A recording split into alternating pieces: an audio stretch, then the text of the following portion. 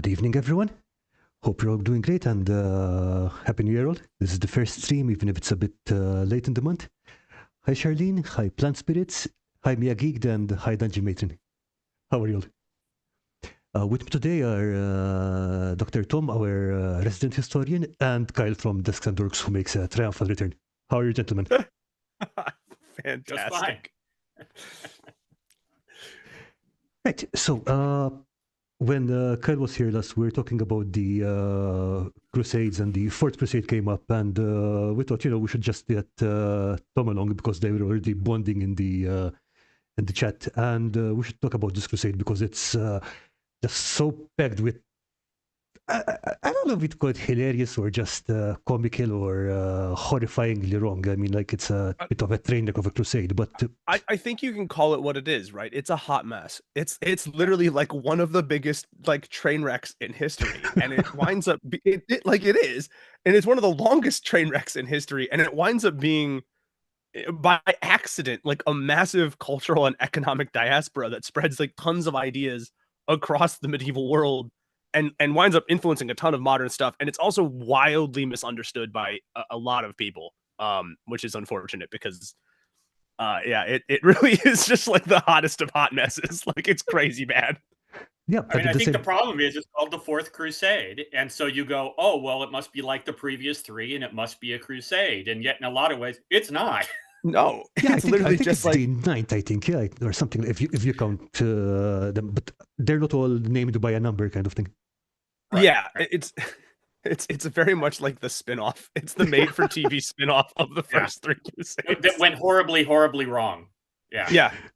Intentionally, I think. I know, because let's start with the thing that inspired this, Tom, which is like you and I were talking about. So one of the questions that I got in one of the historical videos were people being like, the Crusades are entirely religiously motivated, and I'm like, yeah, they have those, but that's not entirely true, right? Yeah. And we brought up specifically the Fourth Crusade and the sack of Constantinople, which is just not good for anybody except the Venetians.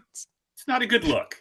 No, it's not a good look when you sack the biggest city in Christendom and the most important city in Christendom during the Crusade to protect Christendom. Yeah. Yes, we were forced to destroy the city to save it. Yeah. Yeah.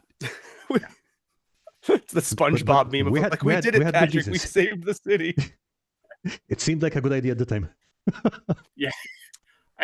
Well, the funny thing was, I'm not sure it did. That's because frankly, at the beginning, it's just so all amorphous. Nobody's really thinking, oh, this is exactly what we're going to do.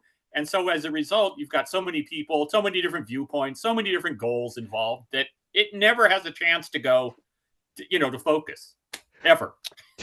Well, okay. And it's sorry, Karl, I'm cutting you off. I was just but like it's like that, I think, intentionally, because I think the people who are running the Fourth Crusade, right, or the quote unquote the powers that be, have really big economic motivations to do what they're doing, right? Not even just like let's go to Venice and let's sack Venice, or not Venice, but Constantinople, but the Venetians wanted that gone. But like if you're a fighting man in medieval England, or if you're a fighting man anywhere in medieval Europe, the odds of you being able to take and hold land from your fellow medieval Europeans are not great. But the odds of you being able to go over, take whatever you can carry from the Muslim world and bring it back with you, no one's going to care. Yeah. Or take land on the outskirts. Yes. Of the Islamic world. Yeah. Because that's Malta. Yay. No, I think it's been that at that point it had been more or less settled. It was part of Sicily at the time. Yeah. Mm-hmm. Well, look at Bohemond in the First Crusade. He just is like, screw all of you. You can go take Jerusalem. I'm going to grab Tripoli, declare myself a sovereign prince. So, okay, tell me what, guys, because I'm done. I think we're dropping some. Oh, hello, guys. We're dropping a few spoilers here, but how about we start by going over what what a crusade is, and then we get into the Fourth Crusade, because there's so much to unpack there. Yeah, that's a good call. That's a good call. A primer. Okay, so who wants to give the primer? Who wants to start? I guess I will. So it's a crusade. What's a crusade? Crusade comes from cross. So you take the cross if you go on a crusade. And so the First Crusade was preached in 1094, 95. And by that time, Muslim forces had taken most of the Middle East, including Jerusalem. So the idea was, as it is in almost every one of these crusades, at least at the beginning, we got to go take back Jerusalem. So they send off, however many men, and they successfully take back Jerusalem. They carve out a variety of relatively small principalities along the eastern Mediterranean coast, and then a lot of them go home. Most of these people are from Germany and northwestern Europe, generally speaking, although there are lots of other people involved. And so then you have the problem of, it's not enough to take it and hold the holy places. It's not enough to take them. You have to hold them. And that becomes a problem, because if you look at an actual map, you'll realize what they're up against. They're, just a pimple on the ass of Asia, basically. And there's just overwhelming force surrounding them. And so gradually over time, Muslim forces from a variety of different power groups whittle down the Crusader kingdoms. And eventually, they lose Jerusalem. Oh, we've got to go take Jerusalem. So it's a reactive process in a lot of ways. You get to the Third Crusade, which is 15 years earlier, something like that. Something like that. Yeah. It's pretty successful. It takes back a lot of what's been lost, but it still doesn't take back Jerusalem. Right. So enter Innocent the Third, I guess. And Innocent is Innocent the Third is a pope, probably the most powerful pope since somebody like Gregory the Seventh, whose idea is to reform the church, but not just reform the church internally, but also expand the temporal power of the church. So the idea is the Pope would actually be the overlord of the various Christian kings. And so most of his papacy is devoted to that, oddly enough. It's kind of weird. The Fourth Crusade is kind of a sidelight for him in a lot of ways. But crusades are ways that they're Pope PR, because it's not like the Pope's going to go on the crusade. He just has to preach it and contribute some money, basically. Yeah. So he becomes other people's money, actually. Yes, other people. Yes, his money that he got from other people. Yeah, ideally, yes, but I was going to say the Catholic Church does throw quite a bit of its own actual weight. They have some skin in the game. Yes. Absolutely. And in fact, in the Fourth Crusade, we'll see that's the problem. Yeah. So the issue becomes, okay, I've preached a crusade. It's going to be like all the other crusades. You're going to go and take the Holy Land, and that's the idea. But he really doesn't seem to reckon with a lot of the things that lurk under the surface of the previous crusade, and that really easy, as Kyle said, the fact that everybody's like, oh, it's a religious thing, is like, you are missing out on so many of the reasons for going on crusade. There's one thing I want to add to this, just for people who are maybe relatively new to historical movements like the Crusades in general. Because while I am trained as a medievalist, I'm obviously not practicing one, but it was one of the things that was stressed really heavily by the people who taught me and who are far better historians than I'll ever be. When we're looking at a bigger event like the Crusades, it's really important for us to consider that individually, there might be certain values that are espoused that are important. Like individually, a knight or a soldier, a man at arms, a peasant, a layperson, whatever, might want to go on crusade because they genuinely believe in their heart of hearts that this is what they are called to do religiously. But those powers that are essentially capable of organizing and moving those forces into play have other motivations. And so, again, when we talk about the Crusades aren't religious wars, they are for the individual, but it's really important for us when we're talking about an event like this to think about and consider who has the ability to actually make this event happen and what are the motivations for those powers that be, because those motivations are not religious in general. Maybe for Pope Innocent they are, it's hard to tell, like sometimes like the secondary accounts and the firsthand anecdotal accounts about him, whether or not he genuinely believed that this was actually the right thing to do from a religious perspective, or whether he's more like this is a way for the church to seize secular power, which, I mean, hey, listen, if everyone is off fighting a war and they're paying you to do it, that's not a bad way to amass power. But like those, just one thing really quickly, which is those things are not mutually exclusive. Right. Yeah, good point. Humans can be really self-contradictory. It's quite possible for you to be doing it for the love of Christ and for certain less religious reasons. Or it's really interesting that like you could pretend in your head to be justifying it. I'm doing this for God. It's like actually, no, you're doing it for the checkbook, buddy. But I mean, you're absolutely right. The Fourth Crusade is the crusade of rationalization. Yeah. It is gaslight, gatekeep, girl boss, the crusade. Like it really is. It is like you guys know. Trust me. We totally need to sack Constantinople for Jesus. Yeah. It's imperative. It's the best thing. Yeah. It's gonna be huge. Okay, so people will talk about this for centuries. They weren't. Yeah, you're right, but not for the right reasons. Yeah.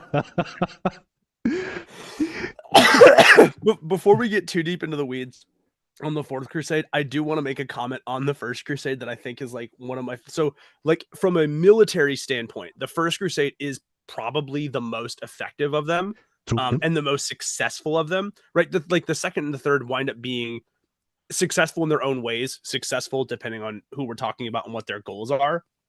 But I think it's hilarious that the First Crusade is the one that works, and the bulk of the fighting forces, or not the bulk, but a healthy portion of the fighting forces are essentially just armed convicts from medieval Europe. They're just like a bunch of violent offenders that like the Pope was like, I'll commute your sentence if you fight in Jerusalem. And they're like based. Like that's terrifying. That's terrifying. And that's the thing is, again, we tend to think whether it's maps or whatever, you get into this thing of, these are categories. We've categorized people.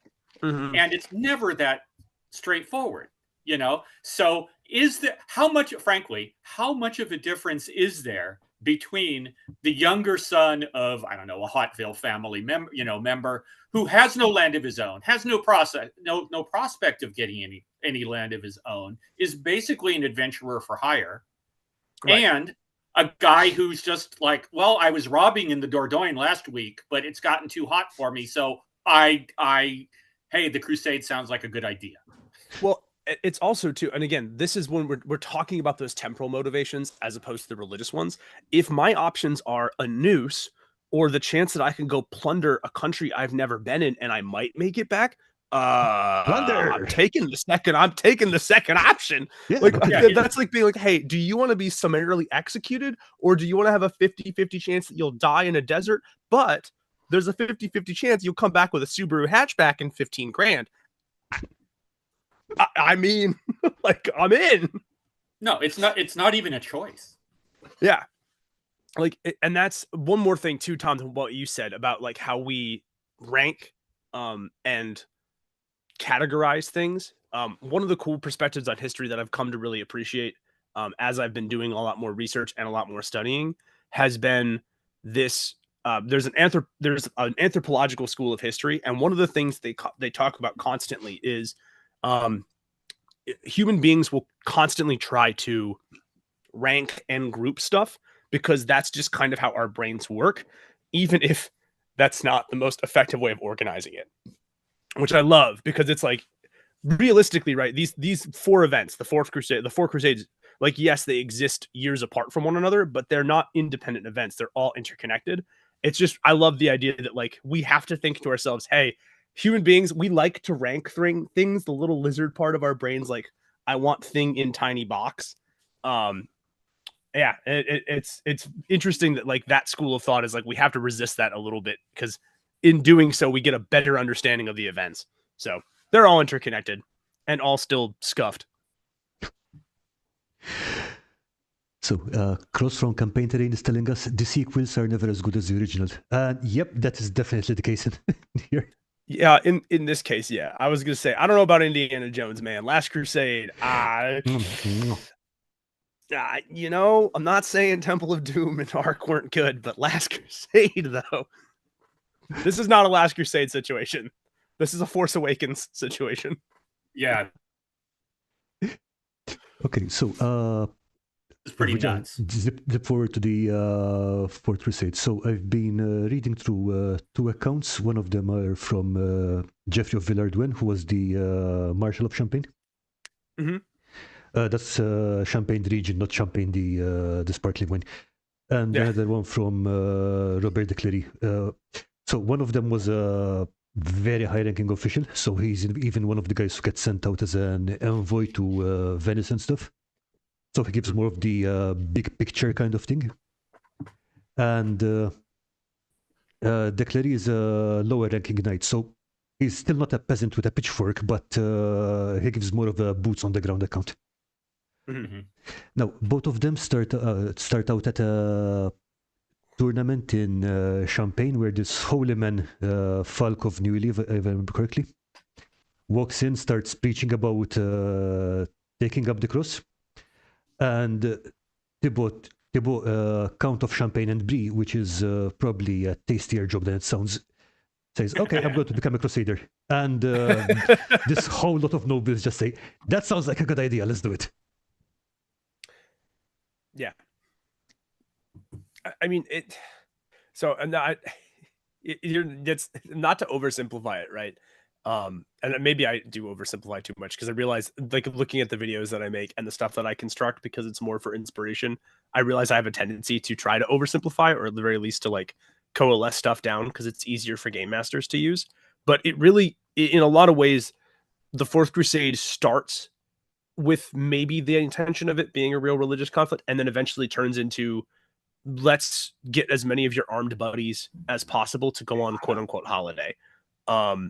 Like a lot of the tropes, I think, about adventuring parties, like especially if you're a classic D&D player or a Pathfinder enjoyer, come from stuff like the Fourth Crusade, because there's a lot of the stuff that's like classic adventure stuff that we talk about in those games that happens in the Fourth Crusade. Essentially, you have an incentive to uproot your life, which you don't usually have when you're talking about adventure. Like as the meme goes, like someone's like, I'm not gonna leave my wife and successful winery to go fight vampires in a dark cave somewhere. That's a terrible idea. But when you've got nothing else going on for you, and there's this massive economic opportunity, this political opportunity, you'll do it. You have a cultural excuse to do it. Like, this is not violence or war in the way that we understand it in the modern era anyway, where there's like pressure against it. You know what I mean? Like, there's no peace movement in medieval Europe, at least not a very large one. The opposite. I mean, there's more of a violence movement, and it's like, stop killing right. each other. Right. So I mean, the Pope does preach the whole peace thing, but the idea is don't fight amongst yourselves. Yeah. Right. Which but tends to feed into other things like crusades, right? Yeah, but I'm saying that because there's no cultural penalty, there's no cultural stigma for going over there and killing basically as many Muslims as you want, right? Which is, again, what, as anyone who's GM'd for a bunch of murder hobos can attest to, that attitude actually kind of comes into play here. And then you have this idea of there's tons of opportunities for, like, not dungeons or catacombs, but like lost areas, because logistics is so bad, because there are outposts, military installations, castles, fortified towns, forts in general. There's tons of that stuff that pop up all across the Holy Land during this conflict. So, this really is like fertile ground for an actual, like this, it feels as much like classical sword and sorcery, like role-playing as you're going to get in the Middle Ages. Yeah. And again, don't make the mistake of saying, looking at a map and going, oh, there's a kingdom of Jerusalem, thinking that is a highly organized political unit. It is not. And none of them are. And, there's just, trying to describe the way that the kings of Jerusalem came to be the kings of Jerusalem is like, well, it's kind of an elective monarchy based on your claims. So if you married the widow of someone who was the son of someone who was the widow of the last king, you had a pretty good chance of becoming king. So it's not like there's like huge, there's just almost no organization, which makes sense if you think about it, because they just took this land 100 years before. Institutions haven't had time to develop and mature, so it's wide open. There's a sort of level above it that you think is organized, but it's not. Yeah, absolutely. It's weird to think about, but one of the best comparisons to the Fourth Crusade that I can think of is like the era of cowboy capitalism after the Cold War, where you basically have this massive power vacuum in that region. You basically have tons of interscene political and military conflict. So everything is bouncing around. As you pointed out, like political institutions, civic institutions, cultural institutions don't have time to coalesce. So nobody knows what's going on. There is no way to catalog or like mark what's happening. So it literally is just like, it is the Wild West of just take whatever you want, basically. Like it's no wonder, like reading Muslim accounts of the event, it feels apocalyptic. Like imagine like what that does to that region. As you pointed out, Tom, it's like a pimple on the ass of Asia.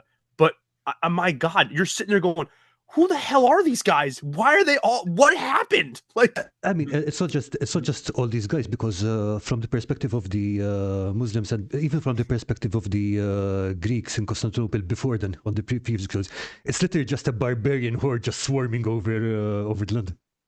Yes, we are. It is a barbarian horde. It a really organized one, but like everything that like the early Christian historians accuse the Visigoths of being in Rome is essentially what they are for the Muslim world during the Fourth Crusade. And it's very hard for the Muslims to get a hold on what's happening with the Franks, because if you look at every one of these crusades, every one of them, it's not a single army. Right. Yeah. There's a variety of armies, some of them led by complete idiots, some of them led by professionals, and they join together, they split apart, part of it gets massacred. Oh, that's okay. Here we've got another army that's landing somewhere on the west coast of Asia Minor, and suddenly everything has changed again. And it doesn't really matter who you are, you don't really know what's going on. Remember, nobody's got a map. Right. Yeah. Well, that brings up another great point about the Fourth Crusade in general. And again, I'm trying to like connect this to people who are in the chat, maybe on the stream watching, who are more maybe well versed with modern history, because I've found that talking about this to lay people who aren't trained, there's a lot you have to explain. There's a foundation of it. So like in modern history, right, as you pointed out, there is usually a single identity to a fighting force. And so, like, imagine being a Muslim, and this did happen during the Crusades, where the Muslims would negotiate a peace with one army, thinking they were done, only to have a different army show up from the same nation, but under a different commander who didn't honor that truce or that peace. Like, diplomatic relations during this time are not like, it's not like there's a United Nations or a governing body. It's not even like they know who's in charge to go to be like, hey, can we negotiate? That doesn't happen. That doesn't exist. And it's all personal. It's all absolutely personal. So, you can negotiate all the truces with Saladin all you want, but once Saladin dies, all bets are off. Yeah. Oh, I feel like we need to talk. I feel like we need to talk about Salah. I feel like we need to talk about Salahuddin a little bit too, because that's like one of the most. I mean, because he's more Third Crusade than Fourth Crusade, right? Am I getting that? Yeah, I think he overlaps. Yeah, he does. Like he does overlap, but I'm trying to remember like what the. Because if I'm not mistaken, he was still around by the Fourth Crusade, but he's mostly third. I thought. But if I remember correctly, he was still alive at the time of the Fourth Crusade, but the Fourth Crusade never got anywhere near him. Yeah. He died before the Fourth Crusade got anywhere near him. Yeah. And I don't think the Fourth Crusade would have. Yeah, probably really good for the Fourth Crusaders, because they Salahuddin was not exactly the kind of person you wanted to mess with. I think in general, that's like the worst person to see. That's actually a really good example of what we were just talking about, with the fact that you're not talking about single leadership, single organization, but when you have an overwhelming figure like him, or like his predecessor Zengi, who was not as successful, but still controlled much of the Middle East. you can deal with one person. Right. But that is an anomaly in the history of the Crusades. Usually there's 3 or 4 that you got to talk to at the same time. And interestingly enough, that council, I'm thinking specifically of the Crusader armies, that council usually feels like there's one person who's competent, there's one person that is absolutely just a total buffoon, and there's one person who it kind of flip-flops. Like that's I'm oversimplifying it, but like it really does feel like when you have those councils, like historically, like one person knows what they're doing and they're not always listened to, which makes the Fourth Crusade that much weirder. One person has no clue what they're doing, and one person generally tends to flip-flop between like actual military competence and I have no idea what I'm doing, which makes this period of battles and history that much weirder to study and read about. Yeah, most of the rules that you think you know don't apply. Yeah, we can't think of it as a, again, like you said, in modern history, have a country, have a leader of a country. It doesn't work like that at this point in time. No, not at all. And the worst part was, it did work like that earlier in the Middle East, and it did work like that in the Middle Ages. It just doesn't in the Fourth Crusade. Like there are no rules in the Fourth Crusade. Like, literally, there just are none. Well, and part of the problem is that I think everybody just thinks it will follow those rules. And when it doesn't follow those rules, nobody has the slightest idea what to do to fix it. Yes. And that's kind of why I describe it as being really close to that era of cowboy capitalism after the Cold War, because there are rules in place and no one's following them anyway. So it is like, there's probably some similarities to the Wild West as well, at least to the American Wild West. But I think that one is better because it is a massive political vacuum where nobody knows who's in charge. And any institution that you think is going to be there might or might not, or its presence might vary from day to day, up to and including the church. Like, that's the other thing I think people forget about why the Fourth Crusade is a hot mess that it is not even the church gets its priorities straight during this conflict. Like, you have high-ranking church officials who really are trying to get to Jerusalem, and then you have a lot of them who are trying to either carve out their own personal fiefdoms, who are trying to resurrect some of the failed Crusader states, who are just there for the plunder, who are just there to try to stop people from murdering each other. God bless those ones that tried.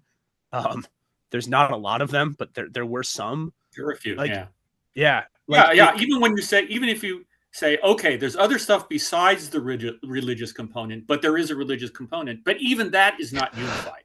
Right. Innocent can preach the crusade all he wants, but once it takes off, he loses control immediately. It's like firing a missile, basically. Yeah, he's got no basically in game terms, the Fourth Crusade is the most factional thing you've ever seen. Yes. And factional is a great word for it. Factional is one of the best words to describe the Fourth Crusade.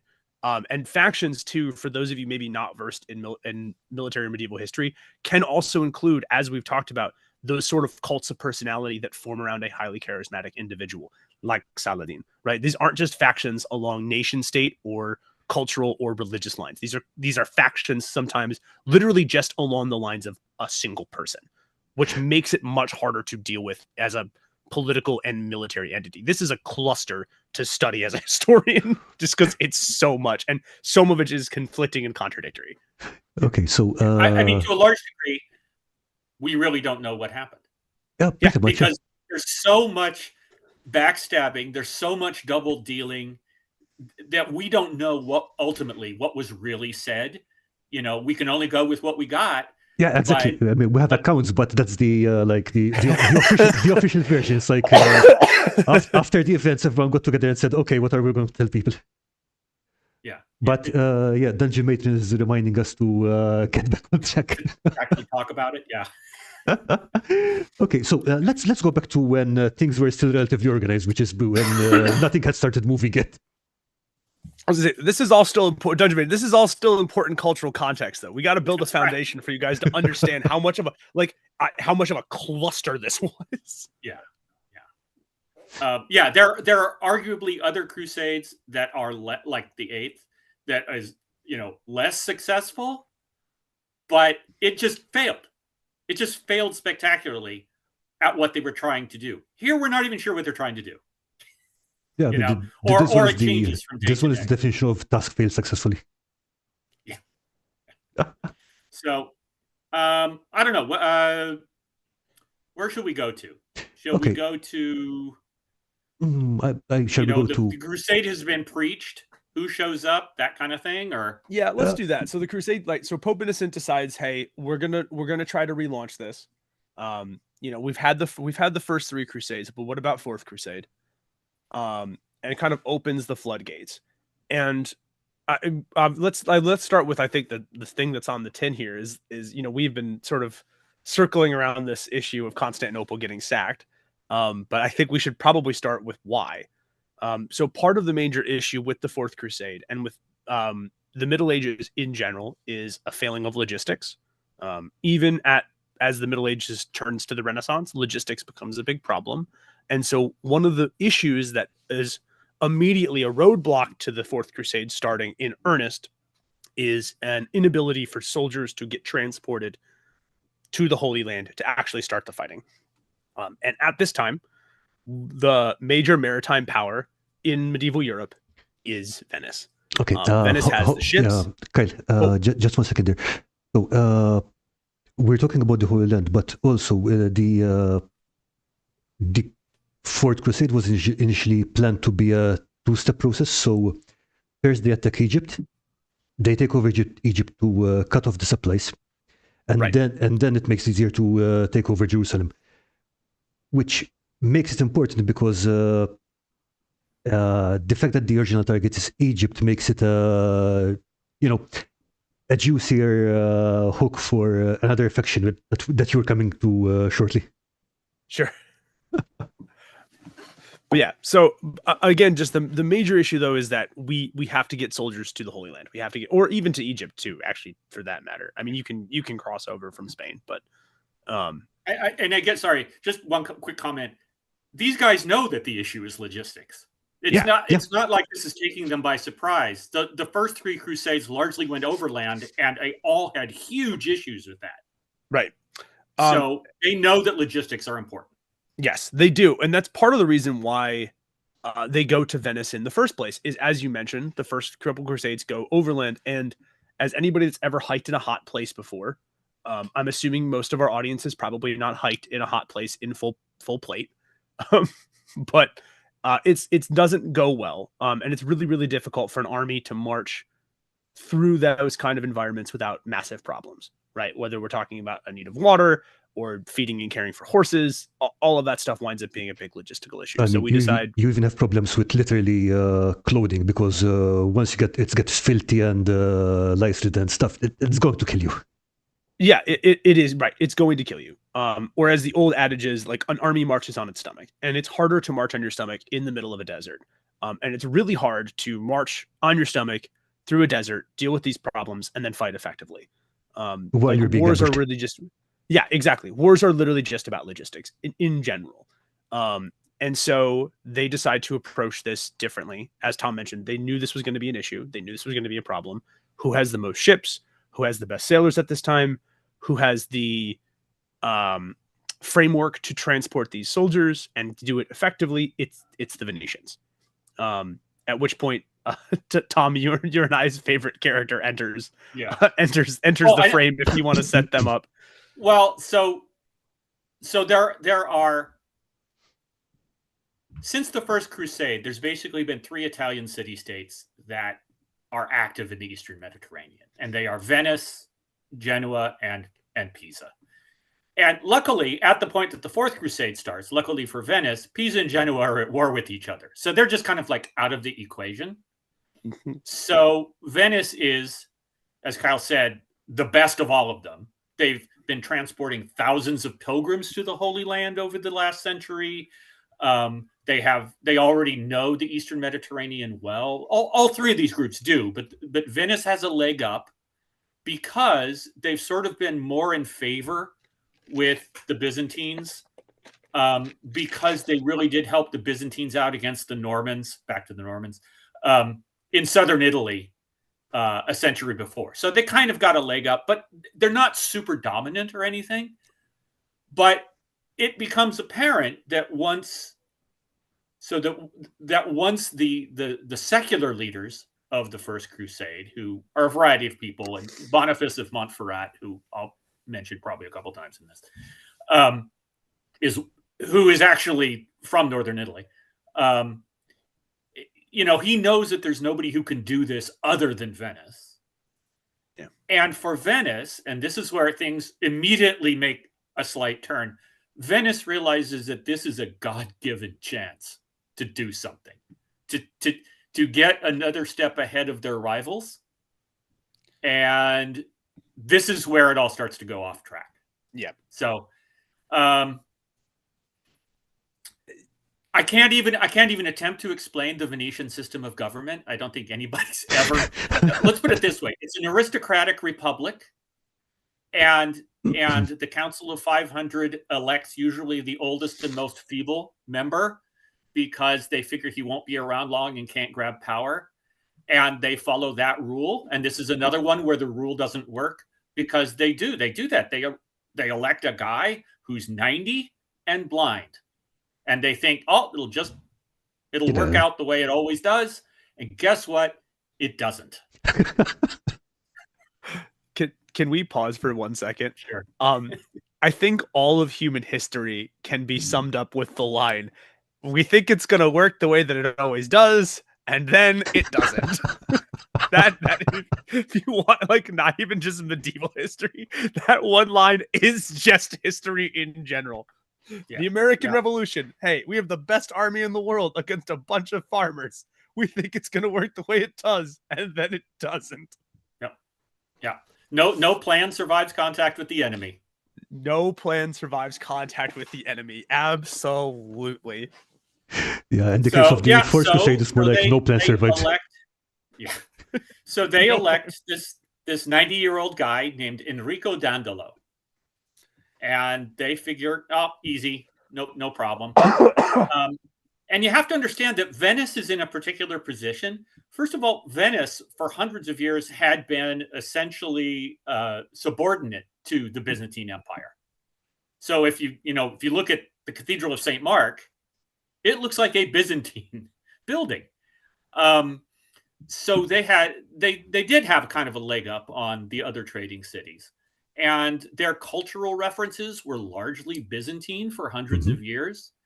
And they traded with Constantinople all the time. But that also meant they were acutely aware of the possibilities, if you like.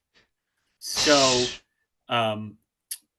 they have what were called colonies. They aren't really colonies, but Genoa, Pisa, and Venice all have like areas in Constantinople that are like merchant communities.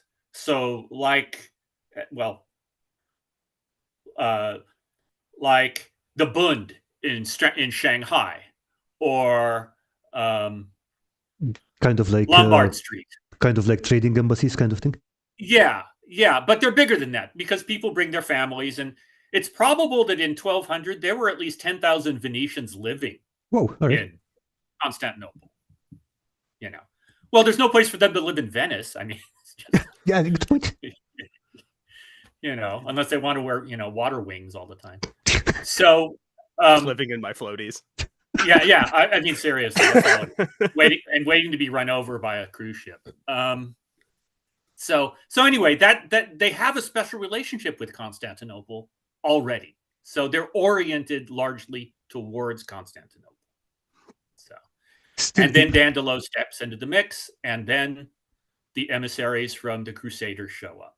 Still, at this point, I don't think that Constantinople was even in the picture at this point, because I think that came about by let's call it a series of unfortunate events. But I think at this point that they did make a reasonably fair deal. Reasonably. The plan was just to take the Crusaders to Egypt, support them with a fleet of galleys, and take half of whatever they captured. Now, that didn't work out, but I think up to this point, I think that was the plan. No, Constantinople was not in the mix at the beginning. I'm just saying that the Venetians were oriented towards Constantinople. So yeah, if the chance came up, kind of thing, yeah. Well, and it's important that Tom brings this up, right? Because, and again, I know it feels like we're getting into the weeds, but a lot of what we have to do with the Fourth Crusade is kind of build this framework. It's almost like a ladder of understanding where like you all need to know that it is just a giant chaos cluster first, and then we're building up. Because as Tom mentioned, the Venetians have been subordinates to the Byzantines for a while.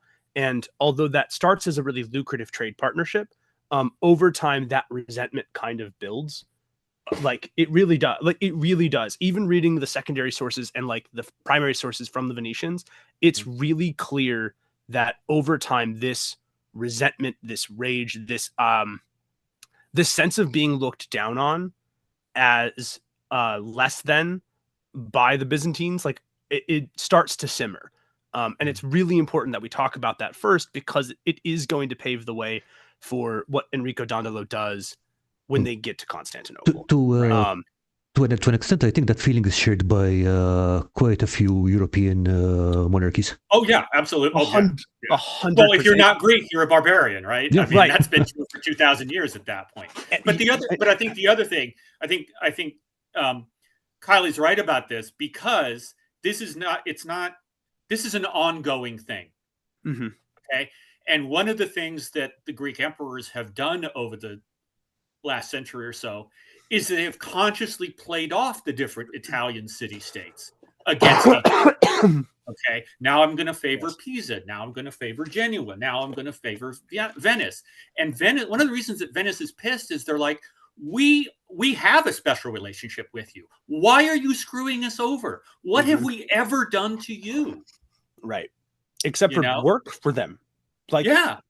And also to this point of these resentments simmering, and I cannot stress this enough, there's actually still resentment at this time towards Constantinople for quote unquote abandoning the Roman Empire, which is crazy work to think about. But there are still, even at the time of the Fourth Crusade, there are still Western Europeans that resent Constantinople for continuing to call themselves the Eastern Roman Empire and failing to keep the empire together. Not a joke. It's legitimately a motivation for some of the heads of state, particularly in the Catholic Church. Okay, I'm just going to raise a point on there, because please, from my understanding, they didn't even call themselves the Eastern Roman Empire. They called themselves the Romans. Right. Yes, which is part of that divide of like, but like again, if you're a Western European at this time, you're like, you're not really the Romans. Like, exactly. First of all, how dare you? No, and I think Kyle is absolutely right. This is a general feeling in the West, this feeling of you look down on us. But for Venice, it's even sharper. It's kind of personal, yeah. Yeah, it's really personal for them. It's not a sovereignty type level thing. It's personal for them because they deal with Constantinople and the Greek Empire every single day. Mm-hmm. You know? This is a grudge that forms between two friends that have started to drift apart over time. This is not a grudge of like, this isn't just simple enemies anymore. This is like, there was a lot of shared love and mutual respect that over time has turned into resentment, which I think is part of the reason why the sack of Constantinople is as bad as it is. Like, no, there is no worse opponent than a former friend. And that's really what the Venetians are at this stage in the game. Okay. That's a really good way of putting it. The only other thing that I can think of that would approach it would be something really very similar, like when the First Crusade took Jerusalem and massacred a huge percentage of the population, including the Christians. Yeah. One of the worst firsthand accounts of history I've ever read. Genuinely, it is awful. Like, that is like, if you want to feel sad for like a week, just read what happens after they get to Jerusalem in the First Crusade. It's bad. It's bad. Yeah. It's extermination camp bad. Yeah. Yeah. It's at one point, one of the historians said that the blood in the streets reached to the knees of the horse. That's like apocalyptic. Like, what are we even talking about here? Like, that's insane. Yeah. but we got to get to Constantinople because that's First Crusade, and people want to know about the Fourth. So Karl, you said you thought it was a fairly good deal. That deal, the specifics of that deal are what starts this to just go nuts. Okay, because one second, just to give people an idea of the deal, okay? Yes, please. That's a good place to start. Let me find okay, here we are. So those who took the okay, the conditions proposed by the Doji were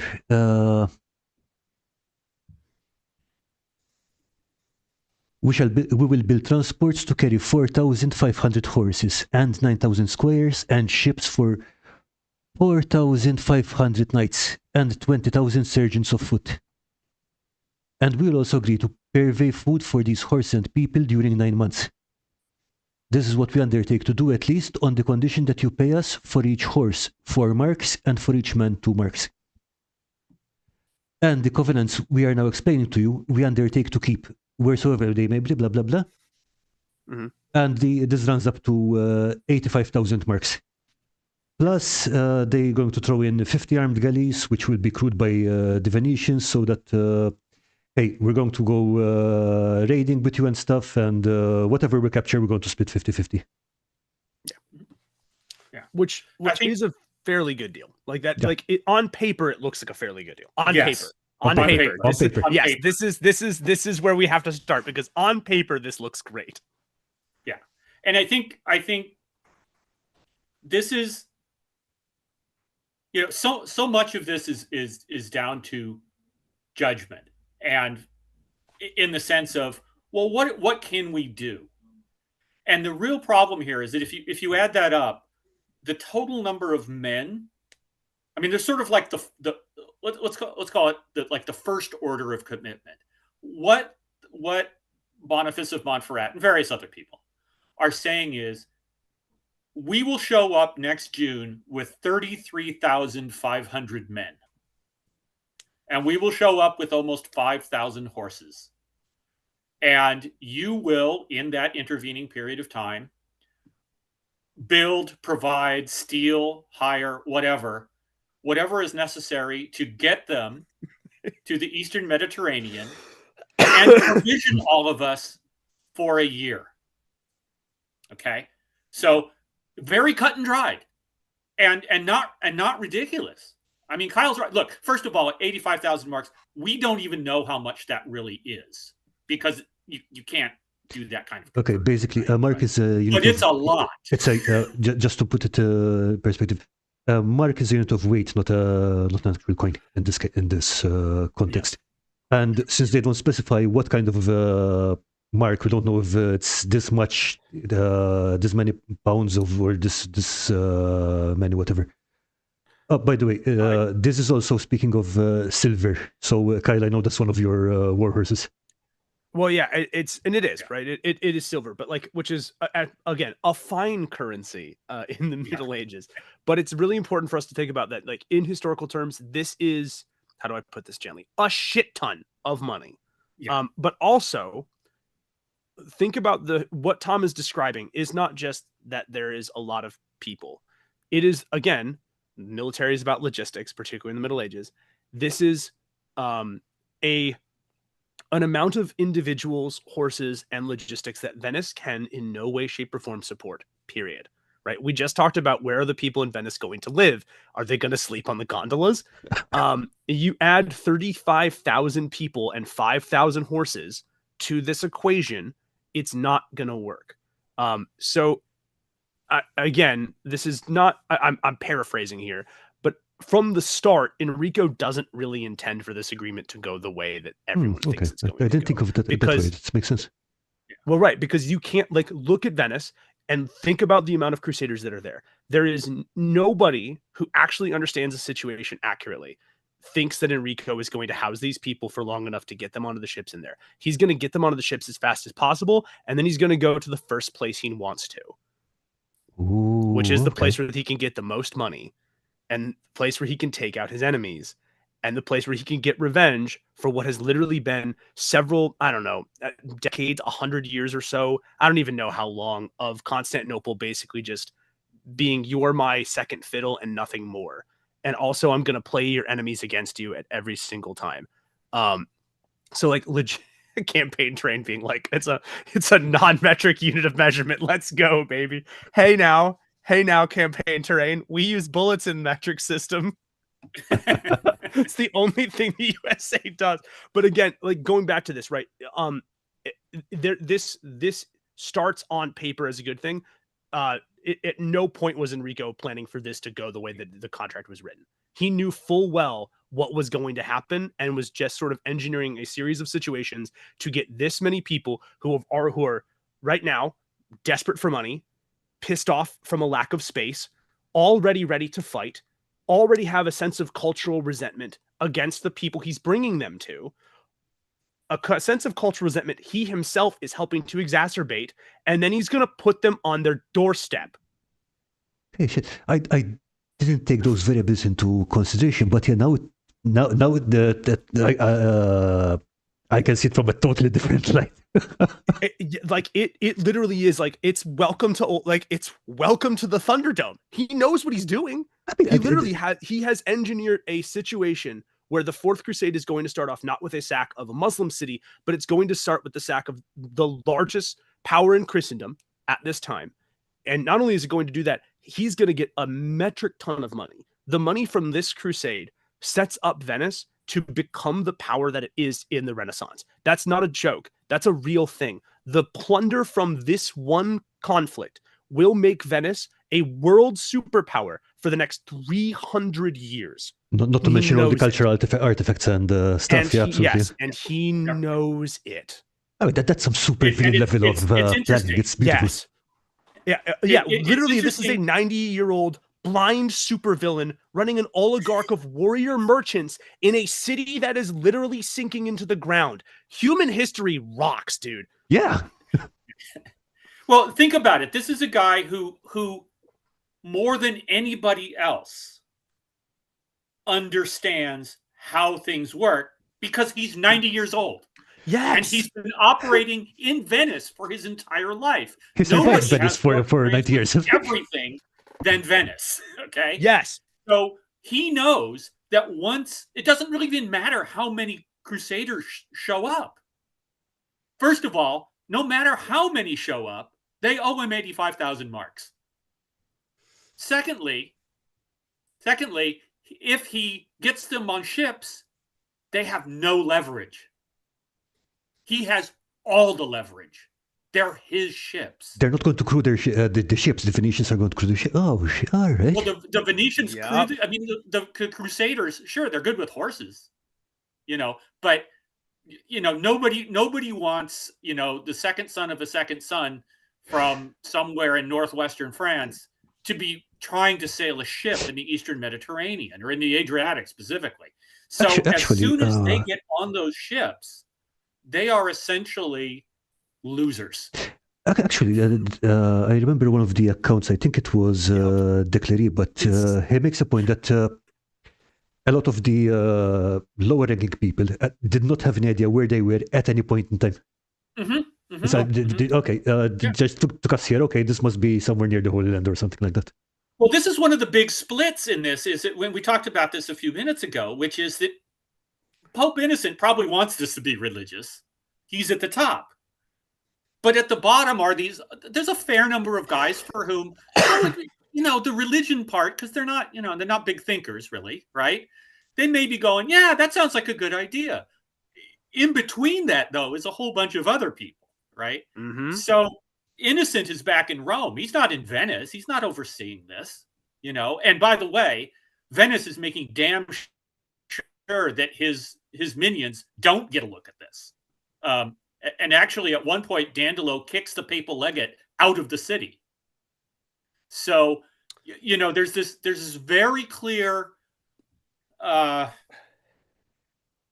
manipulation.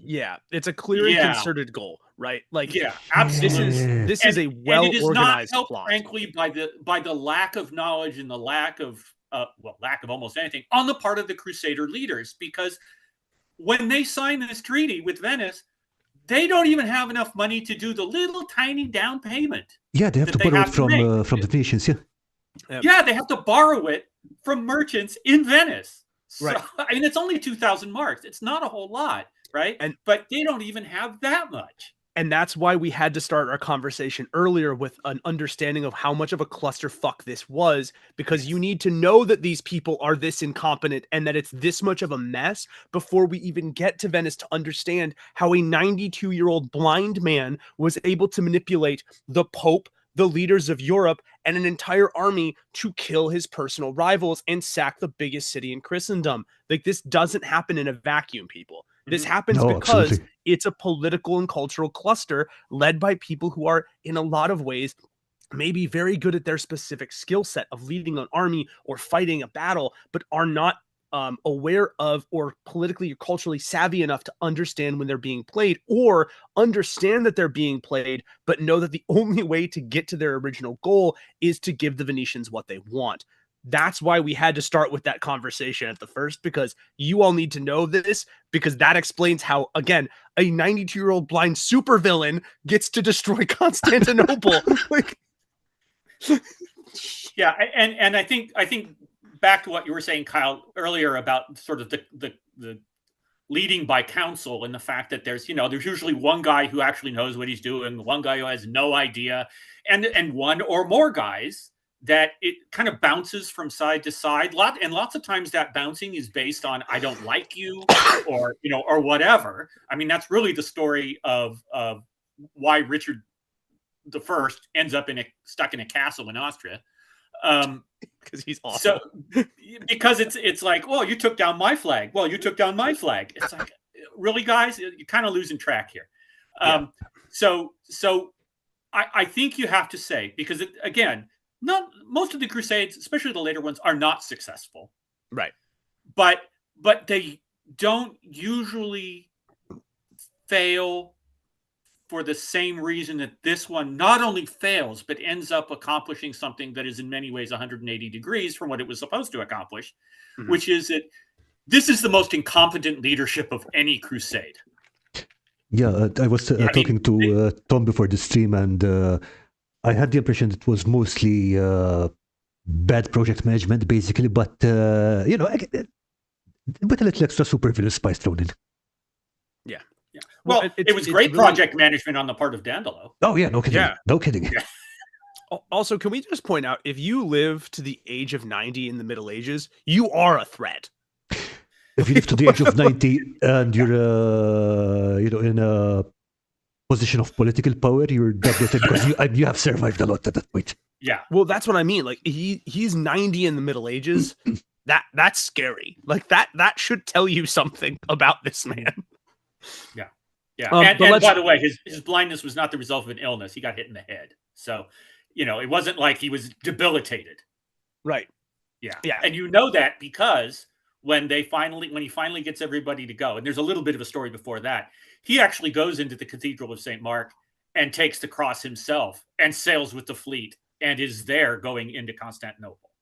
So, he's not lying on his deathbed directing all of this.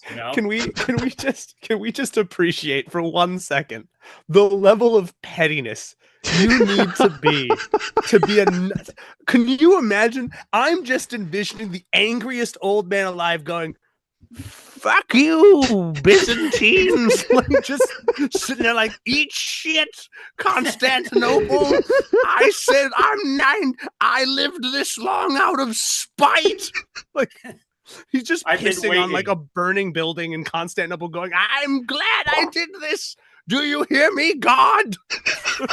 Can you imagine him planning this all out 20 years before? Going, hit me harder in the back of the head so they think I'm even less of a threat. Because one day. But literally, like, it's such, like, I keep calling him a supervillain, but I don't think that's doing this guy justice. Yeah. He has super genius level kind of keen appreciation for the limits at that moment. He does not overstep. He takes it as far as he can get it, and then he stops. And he lets things develop. He helps things develop, and then he takes it a little bit farther. And well, anyway, let's get back to just at the beginning. How does this thing get out of Venice? They can't pay. Eventually, okay. back Hang to on. the whole question: where are all these people? And the answer is Dandolo has said, stick them all on the sandbars outside the city. On the island So that's where of all Saint the Nicholas. rank Yeah. and file Crusaders are. Is they're sitting out there broiling or freezing, depending on the season, right? And as Kyle said, spoiling for a fight, man. They'll go for anything at this point. Okay. By the way, this is about 2 or 3 years. This would be 3 years after the original tournament where the first guys took the cross. So things have been building up slowly. It's not like a question of months or weeks. Things have been moving for about 3 years at this point. So it's more like a glacier. Well, remember that there was a year built in. Yeah. During which, they had to gather their forces. Venice had to gather their resources. But the result is that when the entire crusading army is supposed to show up, rather than 33,500 men, 12,000 show up. Yeah. Part of the reason was that they're already missing 2/3 of the army. Yeah, and I mean those 2/3 were like people who either died or decided not to do that, or in many cases they said, "Hey, there's a perfectly good port just down the road. Why should I walk all the way to Venice to take a ship?"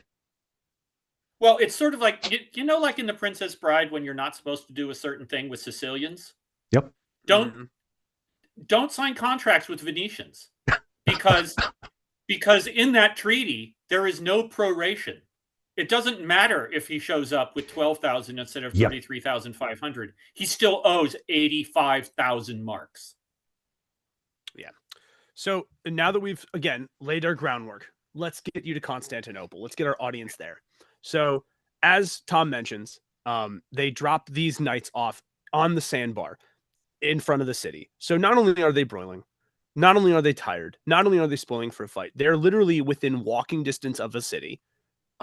And kind of trapped in the water. So they're going to have to wade through this miserable water to get to the city entirely.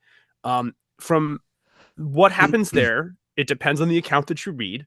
But it seems like there was a little bit of what is Constantinople's undoing, which is a little bit of arrogance and a little bit of, haha, look at the stupid barbarians in the middle of our harbor.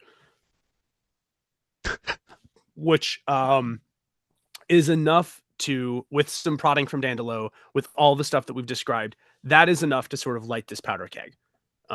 This is not like, remember, this is like a straw that breaks the camel's back kind of moment. And then the sack of the city begins, at which point all bets are off. And this just turns into, Apocalypse 2 Electric Boogaloo. Yeah. And still, I was just going to say that a lot of the things that we've talked about now sort of come to fruition in the sack, because one of the things that we talked about, for example, when as Kyle said, we already know. So I know it sounds like we jumped to Constantinople, but trust me, there's stuff that happens in between. But let's go to Constantinople, right? Because that's the big one. Okay. Before we do that, again, the stuff that happens on the sandbar, I think, is important because I think now I'm seeing it more in the context of how Dandolo was stringing them out. Because first thing that they did was, okay, we're going to have to collect some money. So the people who were gathered collected the money between themselves, and it still came out to about 5,000 short. So now they were stuck, penniless, and so on. Okay. Yes, and that's a good way to start. That's a good way to start off with that. Yeah. They have no way out. They have no way out. So what happens is that an interesting part is that in the Clarice account, Dandolo threatens them that he will not let anyone feed them or bring them drinks. The Clarice makes a note that, however, he was a gentleman and he still allowed us to be fed and watered. So, pulling them along, but not pulling them too tightly. Mm-hmm.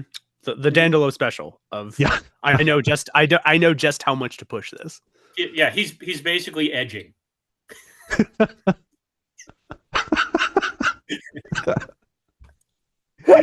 God dang it. Damn it, Tom. Well, it is. Okay, maybe not. Maybe it's a slightly different conflict. That's awesome. Don't apologize for that. Yeah. Don't apologize. You went there. Own that. And the sand gets everywhere. It's coarse, it's rough, and I hate it.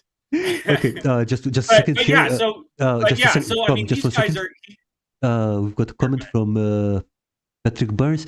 Some in the Holy Orthodoxy consider a proper apology for the Fourth Crusade a prerequisite for ending the great schism between us and Rome. I think that's perfectly reasonable. I think so. Well, Innocent tried to stop them several times.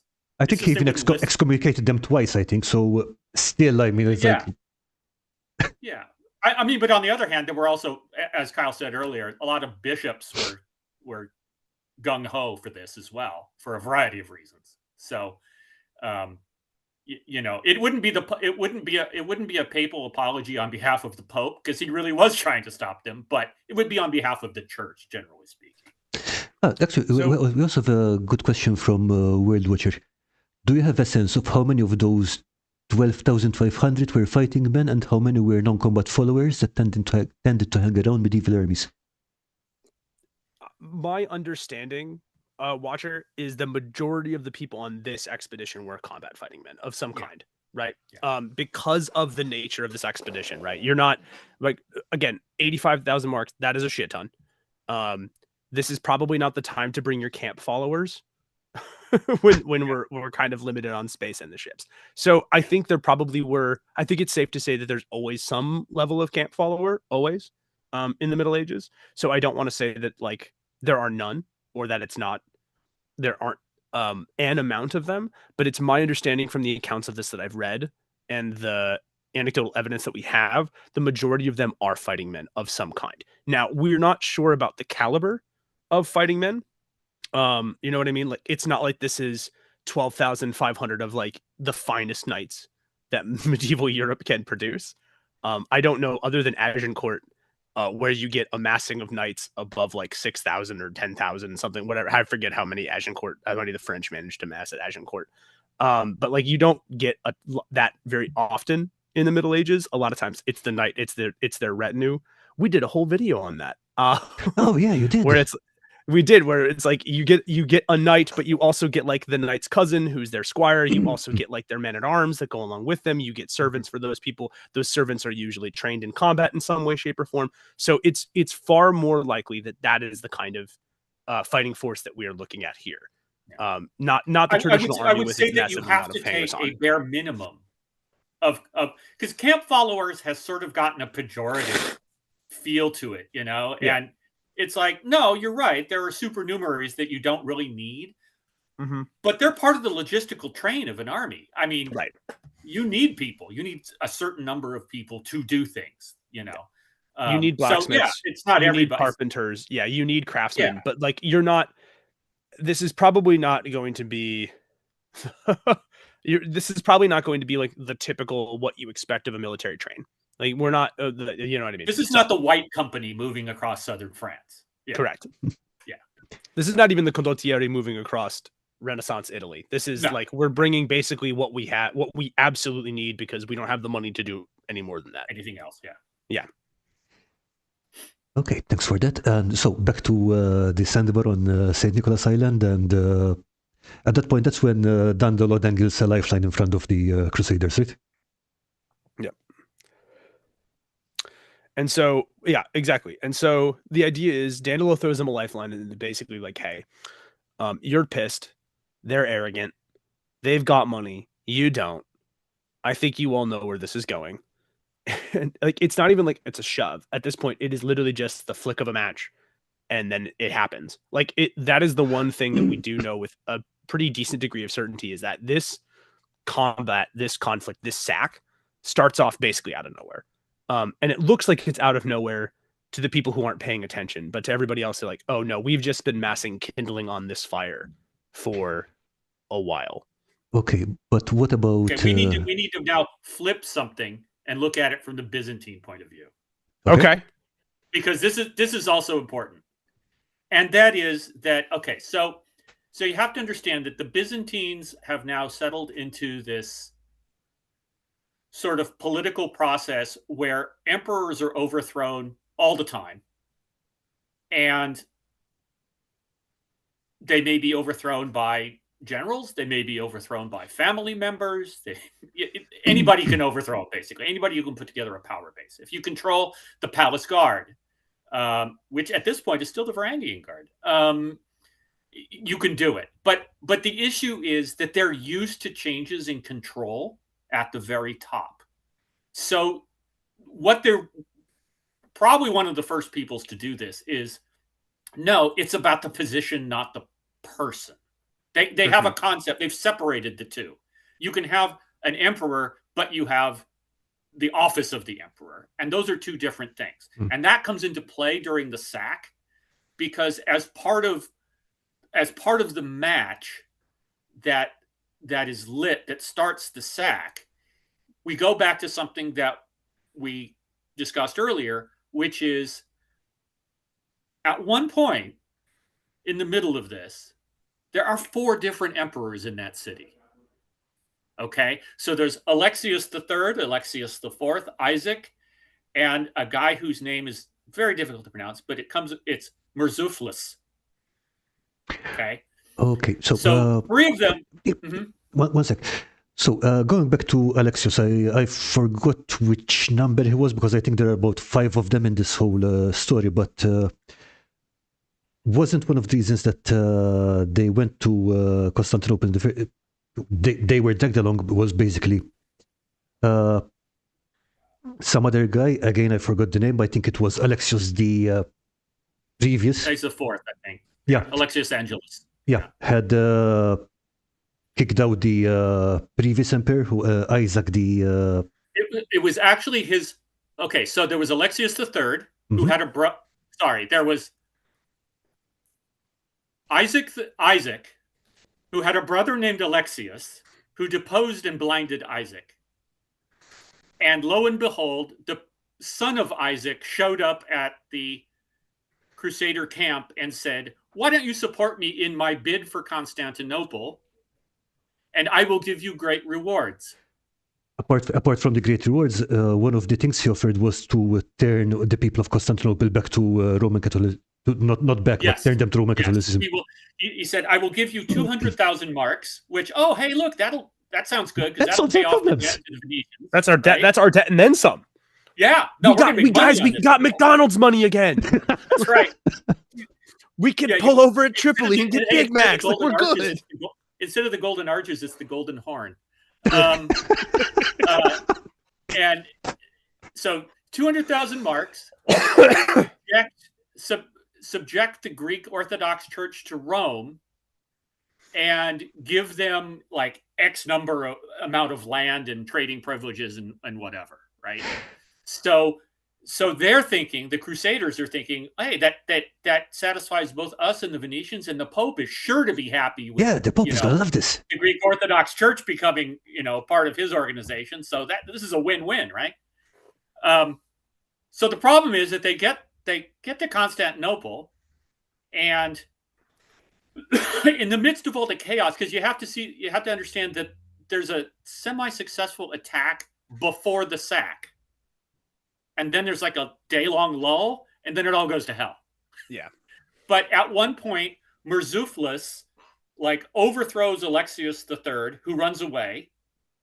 The crowd, the mob, oh my God, there's another guy too. There's Canavos.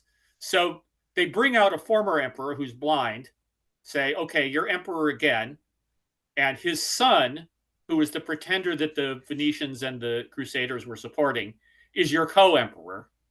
And then there's just some poor young aristocrat that they grabbed off the street and crowned.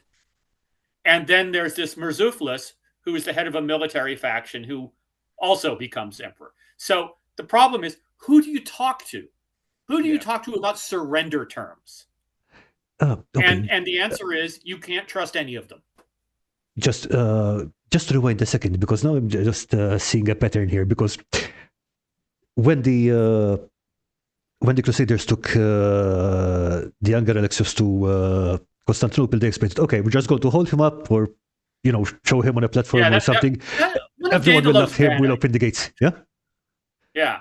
Yeah. No. Dandolo had them row the pretender in and go, look, here's your rightful emperor. And the guys on the walls were like, we have no idea who that Who's guy that? is. Yeah, exactly. So Yeah. Oh, okay. I think I So, but that's what led to that also helped sort of just put more wood on it, because what happened was, after Isaac, who was the pretender's father, got pulled out and was made aware of what his son had promised, he was like, who the hell has 200,000 marks? I don't. And oh, sure, I can say it's okay for the Greek Orthodox Church to be subject to Rome, but if that gets out, every single person in Constantinople will riot and kill every foreigner that they see. There's no way that this is going to work. Yeah. So all the promises, once again, emphasized to the Crusaders, to the Venetians, oh, the Byzantines are just trying to play us off against these, they're lying through their teeth. They're treacherous Greeks. We hate them. We hate them. We hate them. But Constantinople is the precious. Yeah. Yes. Constantinople is a very large precious. Does not fit in your pocket. A very large precious, and it does drive men to do evil. Yes, indeed. It's again. So I love, by the way, too, that we're like, this video is the Fourth Crusade. This is literally just the sack of Constantinople, the story, which I'm okay with, because it's a really important world event, but it does quite a lot to justify like a lot of the central themes of the Fourth Crusade. But again, in the interest of keeping at least trying to meet our premise, so they sack Constantinople, burn most of the city to a state of destruction that it never truly recovers from. It's hard to, like, Constantinople doesn't end here for my medieval history fans. It doesn't, but it's never the same. It is a broken shell of its former self, and will remain a broken shell of its former self until the Ottoman Turks decide to finally put it out of its misery. That is kind of important for us to, but again, it literally will never recover from this at all. A lot of the city is burned. Much of its cultural wealth is taken with it, or lost, or destroyed. A great amount of its wealth is transferred to the Crusaders. A lot of it winds up lining the pockets of Dandolo and the Venetians. As I mentioned earlier, this becomes the economic base for 300 years of Venetian dominance in Italy, and this is the financial foundation for that. So after this, the Crusaders stick around, essentially looting, pillaging, raiding the surrounding countryside of Constantinople and the Byzantine Empire for a while. I think they also set one of them up as the emperor, right? Yeah, for a very short time. I'll be honest, that is a gap in my knowledge. They I guess set up somebody as a puppet. I don't know how long he lasts or what his impact is. Not very long. Is not long. They elected Baldwin, the Count of Flanders, and it's interesting because Baldwin had been one of, Flanders is a pretty big chunk of real estate, but everybody assumed, and certainly the Byzantines assumed, that they were going to probably put Boniface of Montferrat. But again, how do we know who's really running things? The Venetians said, no, we don't really want an Italian to be running this, because Montferrat is next to Genoa. It's not just that, but also Boniface himself is the cousin to the Holy Roman Emperor, the King of France, and the King of Austria. Yeah, I mean, like, he's already pretty powerful. Yeah. No, they want somebody in there whose main interest is far, far away, so that it'll really split their attention, basically. Yeah. So, rather than building a political medieval Voltron, which is and they're successful. Baldwin. Baldwin lasts for a few years and ends up like dismembered in a ditch after losing a battle to the Bulgarians. Yeah, that sounds about right. Yeah, well, par for the course, right? Yeah, so, if you lose a battle to the Bulgarians in the Middle Ages, that sounds pretty on. That's pretty on brand. Well, to introduce something, they will go, "You got to be kidding! That was the Second Bulgarian Empire." It's like, how can there even be a first? But Second Bulgarian Empire. So in the deal, just to kind of we've been throwing around that 85,000 marks thing. Mm-hmm. You would think that Dandolo, having accomplished this, would go, I'm good. I got paid back. No. What he says to part of the army is, hey, you guys still want to go to the Holy Land? We can take you to Syria. It'll cost you 150,000 marks. Okay. And they, of course, are flush with loot. They give him 150,000 marks. Guess what? They never get to Syria. Nope. That's not going to happen. So he, has just, as Kyle said, there's sort of the geopolitical aspect, economic, but he's just raking in money hand over fist at this point. How much of what was looted from Constantinople ended up ultimately in the Venetians' hands? A lot. Rather than the Crusaders. A lot. The answer to that question, just for those of you in the chat who are wondering, it's like almost all of it. Yeah. Again, 300 years of Renaissance dominance. That's not cheap, dudes. Nope. Also, as a modern allusion to this, my favorite thing about thinking about Dandolo in general, for those of you who are perhaps NBA basketball fans here in the United States, there's a really famous Kobe Bryant meme where they had just won the championship and they're like, "Oh yeah, what are you going to do to relax?" And he just looks and just goes, "Job's not finished."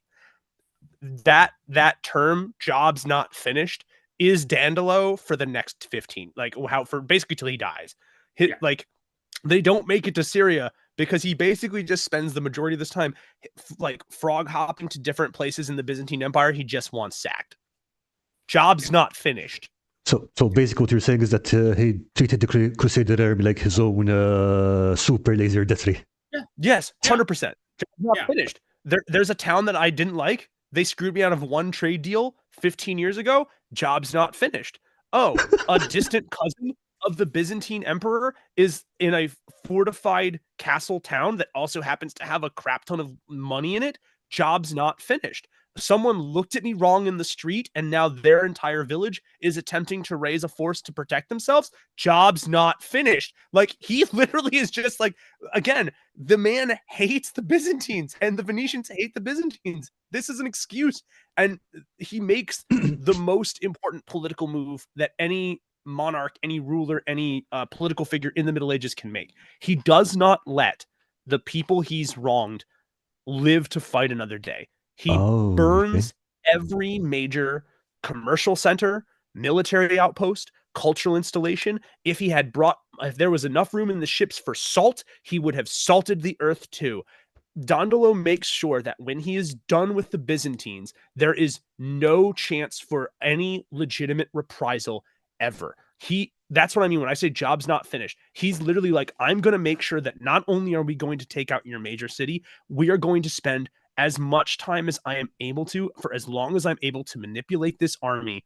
And again, it's easy to manipulate an army when you have basically an unlimited amount of free conquest, free loot, and easy targets. But he's literally going to do this because he knows if he doesn't finish them off now, if he doesn't make sure that the nail is in the coffin of the Byzantines now, Venice will pay the price in a decade. And Venice never truly does pay the price for what they did to the Byzantines because Dandolo freaking wrecks them.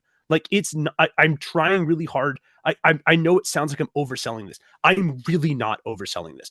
Dandolo uses the Crusader army as his own personal retinue to literally just break anything of prominence, importance, or anything that would allow them to fight back and take revenge on Venice. They never do because Dandolo just goes, job's not finished until everything of any importance is gone.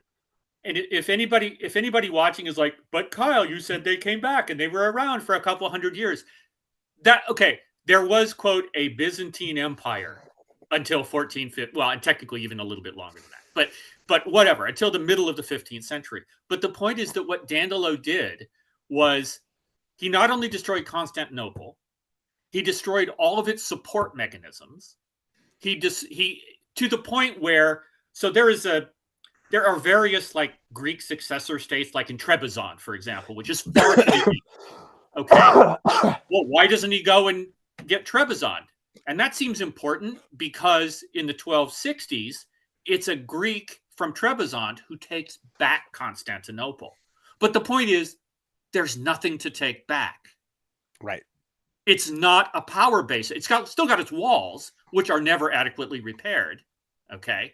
But by destroying what he did, and this is one of the reasons why he's just incredibly smart, is he says, look, we had this relationship with Constantinople. It worked for us for a long time. It's not working for us anymore. Yeah. We're going to lose that. And we're going to lose it in such a way that although I have to start the ball rolling, these Ottoman guys will come along after I've destroyed the integrity of the Byzantine Empire, and they will steamroll it for me. Yeah. And then you know what we'll do?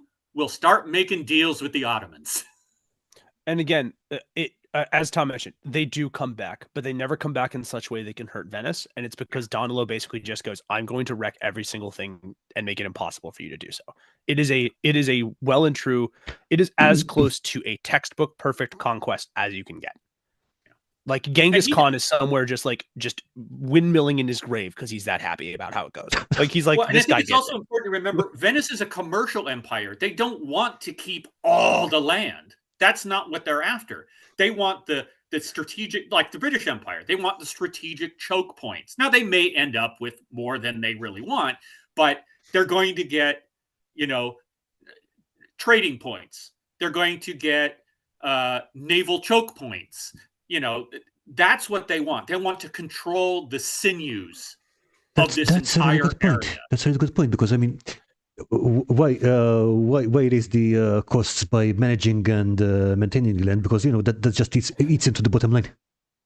Yeah, and the places that they do control are places like Crete, but it's an island. Nobody's going to mess with the Venetians. In a naval sense, it's fine. And something to build off of your point, Tom, the reason this conquest is so effective, in terms of like all of the conquests of the Fourth Crusade, is because it doesn't overstretch its logistical bounds, right? As you mentioned, Venice is a commercial empire. It is a trade empire. It doesn't want the land because it knows, or rather, Dandolo knows he can't hold it. There's no, if we're going to look at one thing about Dandolo that is, I think, what makes him the most effective supervillain in this saga, there's no arrogance, right? He's not the dude twirling his mustache and tying you onto the train tracks. He's Ozymandias, right? The plan has already gone into effect a half an hour before you got there. You can't stop him, right? And he knows. He's like, I know I can't hold the land. Why would I take the stuff that I can't hold? He takes back every piece of cultural artifact, this is important. A lot of the church, the holy relics that he brings back with him, lend Venice a sort of cultural cachet in the Catholic world that does come to be important culturally and politically later on in the Middle Ages or in the Renaissance. He brings back all the money, and he takes the stuff he knows he can hold, that he knows will benefit Venice in the future, and he makes it so Venice's enemies can never strike back at him. At no point in his saga does he overreach or overstretch his abilities, which is insane for somebody of that level of ambition and talent to not overreach, not overstep, not go beyond what his bounds are even once. Like, that's terrifying. Yeah, but again, I'm guessing that's how he got to where he was. Yes, Karl. That's exactly how he got to where he was.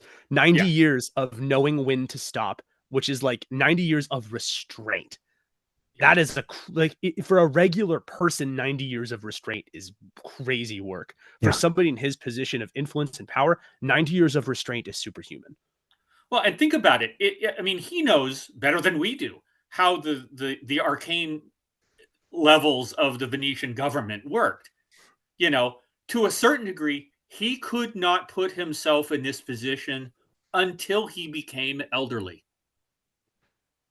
How's that? So, he had to survive. He had to survive into his 70s or 80s or, whatever, in order to reach that peak where he could start openly manipulating events, But at the end of the day, I mean, it does exactly, knowing when to stop. He doesn't have to worry about Pisa and Genoa after this. We control the Eastern Med. And Pisa largely drops out of the race. Pisa stops being a power at this point. Yeah, and Genoa shifts to the Western and Central Mediterranean largely. They're just like, no. I mean, look, there's a reason that Columbus is going west and he's Genoese. He can't go east, you know. So just, I mean, and he hangs on. By the way, he's buried in Constantinople. Yeah. I didn't know that. Yeah. No, he was actually when he died. That's awesome. He was. I honestly don't know. I haven't looked it up. I don't know where he is now. It may be that nobody knows. He was buried in the Hagia Sophia. Oh my God! He did it to make sure his ghost could come back Kyle, and wreck him if he needed to. Kyle, to your point, is there any bigger fuck you than that? I'm going to be buried in the Hagia Sophia. The only thing I can think about that is a bigger fuck you, and this is so funny because Tom, this is by the way, this is everything I hoped and dreamed it would be. This is Karl, I'm so happy I came onto your show like on a basically like at a random whim because I was like I'd never watched your stuff prior to you emailing me, and I was like, this guy seems kind of cool. Yeah, I'll give it a shot. This sounds awesome. And like, you're great, but like, Tom, this was everything I hoped and dreamed that this would be because you and I were, and I'm prefacing this because you and I talked about how many times do people bond over random Renaissance politics. Well, we're about to bond again over random Renaissance politics because the only bigger fuck you I can think of is for those of you who are fans of Dante Alighieri and the Divine Comedy, which I am. I absolutely love it. Dante's Inferno is like one of the best things that I've ever read. But Dante hated the Pope so much, that most of his works are essentially takedown pieces of the Pope. And the Pope knew. And the Pope essentially has him exiled from his home city-state. And Dante wrote it in his will that he's like, fine, fuck you. I will never, I forget what the exact wording is, and I'm going to paraphrase here, but his exact wording was, I will, my remains can be returned to my city-state when the sun goes dark and the earth crumbles to dust. And I think it was in 2008, because Dante was Florentine. I'm right. Tom, help me out here. Yeah, I'm not okay. And I believe if I'm not incorrect, he died. He was exiled and died in Milan. I'm not sure. I think it was Ravenna. I'm not entirely sure though. Okay. I was gonna say because I'm not either. But regardless, he's dead. He's buried away from Florence. In 2008, 2009, the Florentine government petitions the city that he's buried in to have his remains brought back and interred in Florence.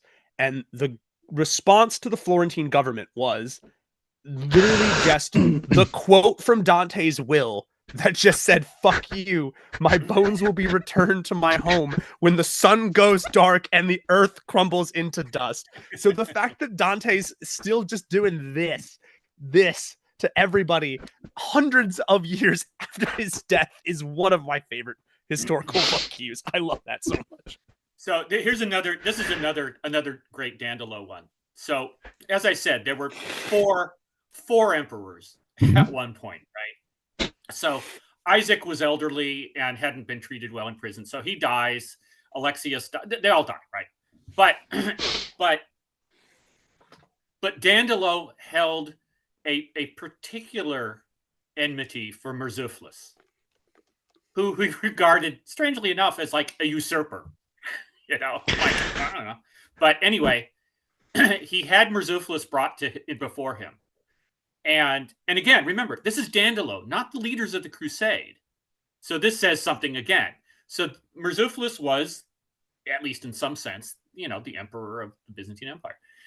And he says, you wanted to be an emperor, I will put you higher than other emperors.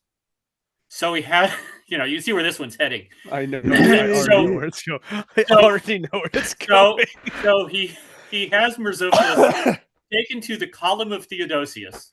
Theodosius being a major 4th century emperor, and taken to the top and thrown off the very top of the column. And it's like, there you go. Even if it was just for a second, you were higher than Theodosius. This is some Game of Thrones shit, man. Throw him in the Bosporus. Another one of my favorite things on this topic, there was a Roman emperor there was a jewel thief, who was selling glass jewels, basically, in the market, and was sentenced to death in the Colosseum for his deceit. And they have him chained up and bound at the ankles and wrists, and then thrown into the Colosseum. And they make a whole big fanfare of it, where they're like, "Yep, the lions are coming, the lions are coming, the lions are coming." And then the chambers open, and there's like kittens, and the dude almost dies of a heart attack on the floor of the Colosseum. And then the emperor just lets him go, and basically takes back all of the money that he stole. And when people are like, "Why did you do that?" He just goes, he practiced deceit, so he had deceit practiced upon him. And Nice. that's such a big Chad thing to do. I was like, honestly, I don't love the emperors, but like, that's like, if I had max power, that's like probably that's probably the stupid levels of garbage I would pull. Yeah, see, that's like a Claudius type thing as opposed to a Nero or Caligula type thing. You know, they would have like had kittens inserted into him until he died. Yes. Yeah, Claudius understood the joke, right? Like Claudius was like, I know what a joke is. It's cool. I saw. What did Dungeon Matron say? So she's asking, does Dandalo have an outside connection to feed him information? Well, you know, there are bishops and priests with the Crusaders. You know, it's kind of a weird thing. And again, you have to be careful about drawing those hard and fast lines. Like I said, there's like 10,000 Venetians in Constantinople when it's being taken by the Venetians and the Crusaders. So there's a lot of like, keep your head down, don't do anything. Maybe we'll get through this. And after all, after the sack, they were in the best position, really, to take advantage of the new opportunities because they knew the lay of the land. So Dandalo's outside connections, he managed the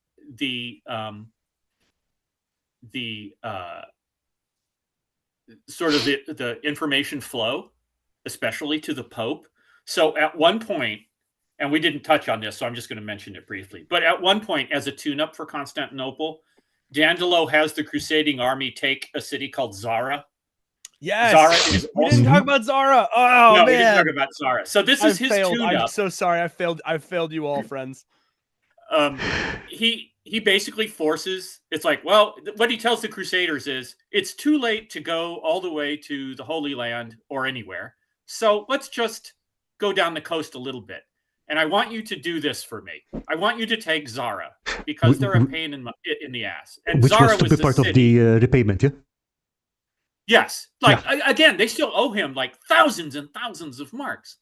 So, but he, again, as an example of like, this dude is a master because he realizes he can't just go straight to, I want you to take Constantinople. It's a big ask. Yeah. He has to gradually ease them into it, right?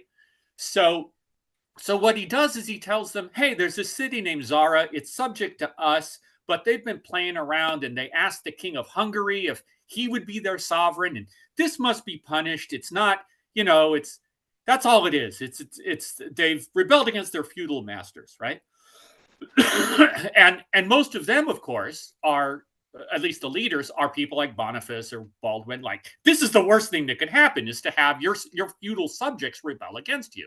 So he's playing on that aspect of it, and the fact that they owe him money, because there's the implicit threat that, like, if you don't do this for me, you're not getting anywhere.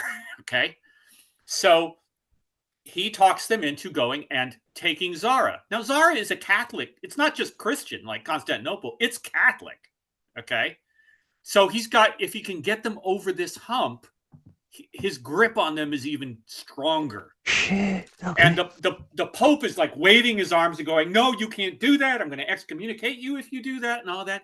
And he does, in fact, it's not really clear if they just says there's a papal ban on the army or if he formally excommunicates them. If I remember correctly, it was a formal excommunication, and after the fact, they had to send someone over, smooth things over the Pope, have him remove the excommunication and come back. Oh, well, and it gets even better because they go ahead and do it. Yeah, okay? Yeah, absolutely.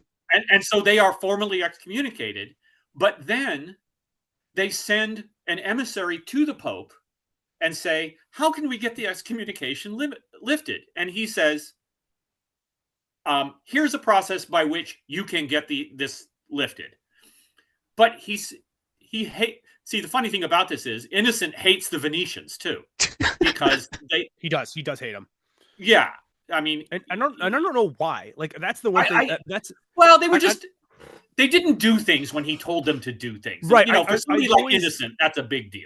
Well, and and that's the thing. I've always assumed it was just because Dandolo basically is and the Venetians in general, Venice as a city-state in general, is such a force that they're just like, he just doesn't like that they just get to do whatever the hell they want. Yeah. And that's true for hundreds of years. Again, this is right. I mean, there is specifically a Venetian Inquisition that is not under control of the Pope. Yeah. Ooh, so even when they're doing that most popey thing, the Pope's not involved. So anyway, they send an emissary to the Pope, and he says, yes, you can. Here's how you can become unexcommunicated, but only the Crusaders can do this. I specifically exclude the Venetians. They're going to stay excommunicated. But the emissaries come back, and instead of telling people that, what they tell them is, we're all good. We're all no longer excommunicated. So everything is cool. You're okay. Zara doesn't matter. So at that point, open road to doing more of the same, which is what they do. It's the slow boiling of the lobster. Yeah, right? Yeah, exactly. It literally is the slow, like, oh man. But I love that again that we've not gotten to the rest of. We've literally just got to the start of the Fourth Crusade. But for those in the audience, that is how complicated and much of a mess this time period is to cover. Because like we're Dandolo's. I didn't realize that Dandolo was on the ships. I'm sorry. I hate to circle back to that, but he's just in Constantinople walking around like, he's not just a Venetian. He's also ostentatiously taken the cross, right? So he's a crusader. I mean, so I'm just thinking about what Kyle said about Dandolo being on the ships. I'm pretty sure he also had a servant just to point him in the right direction. Yeah, it makes you feel like that should be the symbol instead of the cross of Saint Mark. Yeah, just one pissed off one finger, man. Just one finger out there. Because he does that over and over again. It's probably one of the. Let's put it this way. If you want to talk about statesmen, and you can talk about people like Richelieu or whatever. Dandolo is up there. I don't think there's any question about it. No question at all. And partially it's because of what we said, which is his breadth of understanding and his breadth of experience, which he got from being 90, and his knowledge of where to stop. What is possible now? How do I make more possible later? And the other thing that I think we have not talked about at all, which I think is crucial to understanding how great he was, and we've mentioned it, but I want you to think about it in this culture and in terms of what is going on around him. The man is blind. It's just he is blind, and as opposed to like King John of Bohemia at the Battle of Crécy, he takes part in attacks and he doesn't die. Again, how? Well, he knows his limitations. I mean, it's his galley that actually leads the assault that is the first to breach the walls, right? Yeah, but I mean, at the stage, I'm thinking he's got plot armor or something like that. But I'm saying he's him. He's him. I mean, he can't read things. People have to read everything to him. So we're talking about all of these, missives from the Pope and treaties and all of this. Somebody is reading all of this to him, and it's so to a certain degree. We've been talking Dandolo. There must be an extremely devoted and competent group of people around him. Oh yeah, absolutely. And we can call them henchmen if we want, but I'm telling you, they don't deserve to be called henchmen. Henchmen make you think of people with, the dumb people who waylay you in an alley. these are people who are operating almost at the same level that he is at. Yeah, but basically they're his Secret Service cabinet or whatever you're going to call them. Yeah, absolutely. Yeah. Absolutely. It's really important for us, I think, if we're ever going to do a follow-up episode to this, I think that's a great place to end on, is the understanding that the Fourth Crusade becomes defined not just by these leaders like Dandolo, but by the support staff that enters around them. And what you'll find is, as you're studying the Fourth Crusade, the leaders and movements of this time period that are the most effective are the ones who are able to gain, retain, and support loyal, competent subordinates. Whether we are talking about, right, that's one of Salahadin's greatest strengths, is that he is able, as a statesman, to gather the best and brightest of the Muslim world. He is able to rally them under his cause. He's able to make them believe in a dream, but he supports them, right? It's just good management, right? That's Salahuddin's greatest strength. Not just his tactical acumen, which was insane even for the time, insane. Not just his battlefield prowess, which one of the rare leaders in human history who, from our understanding, was almost as good in personal combat as he was as a tactician. That's rare, right? That's a rare thing. But it's his ability to gather subordinates to him that make those subordinates feel heard, appreciated, and give them an avenue to grow that winds up making him an effective commander. Dandolo is the same way. And as we go to an understanding of the Fourth Crusade, that's what you're going to find. No, speaking of I totally agree. Yeah. Sorry, speaking of Saladin, I think he's also gone down in history as being generally a real nice guy. Yeah. At least I mean, even people in Europe considered him to be, that's the model of a gentleman. He's not Catholic, which is not really good, but he's a model of a gentleman. Look, Richard I offered his sister in marriage to him. Yeah. You don't just do that, I mean, I know. And by the way, I'm going to say that because I think this gets overlooked, which is, Richard the Lionheart, always his sort of quote warrior prowess always gets overdone, and then the next thing that people say is, oh, he was barely in England at all. He was in England for like 6 months of his 11-year reign. What the hell was up with that? And it's like, well, he didn't have to be, because he had good people working for him, basically. Yep. His mom. And point. His mom. Yes. Yeah. Well, yes, his mom. Yes. Well, and then, sorry. And then secondly, I despise the Lionheart. Well, I would argue that one of the problems. Look, and just remember, for centuries afterwards, Muslim mothers in the Middle East terrified their kids by saying if they weren't good, Malik Rik would come and visit them. So, one of the things that the whole warrior aspect, I can beat the crap out of anybody, misses the fact that he survived the sort of crap that usually happens in the leadership, and he got to within sight of Jerusalem, at least. Right. Which is with not a something much reduced. Yes. Which is not something a lot of those people will say. But again, for those of you who don't have the understanding or the background knowledge of the Fourth Crusade, it's really important for us to talk about your subordinates are going to be what makes or breaks you during this time period. Full stop. Absolutely. So because all politics is personal.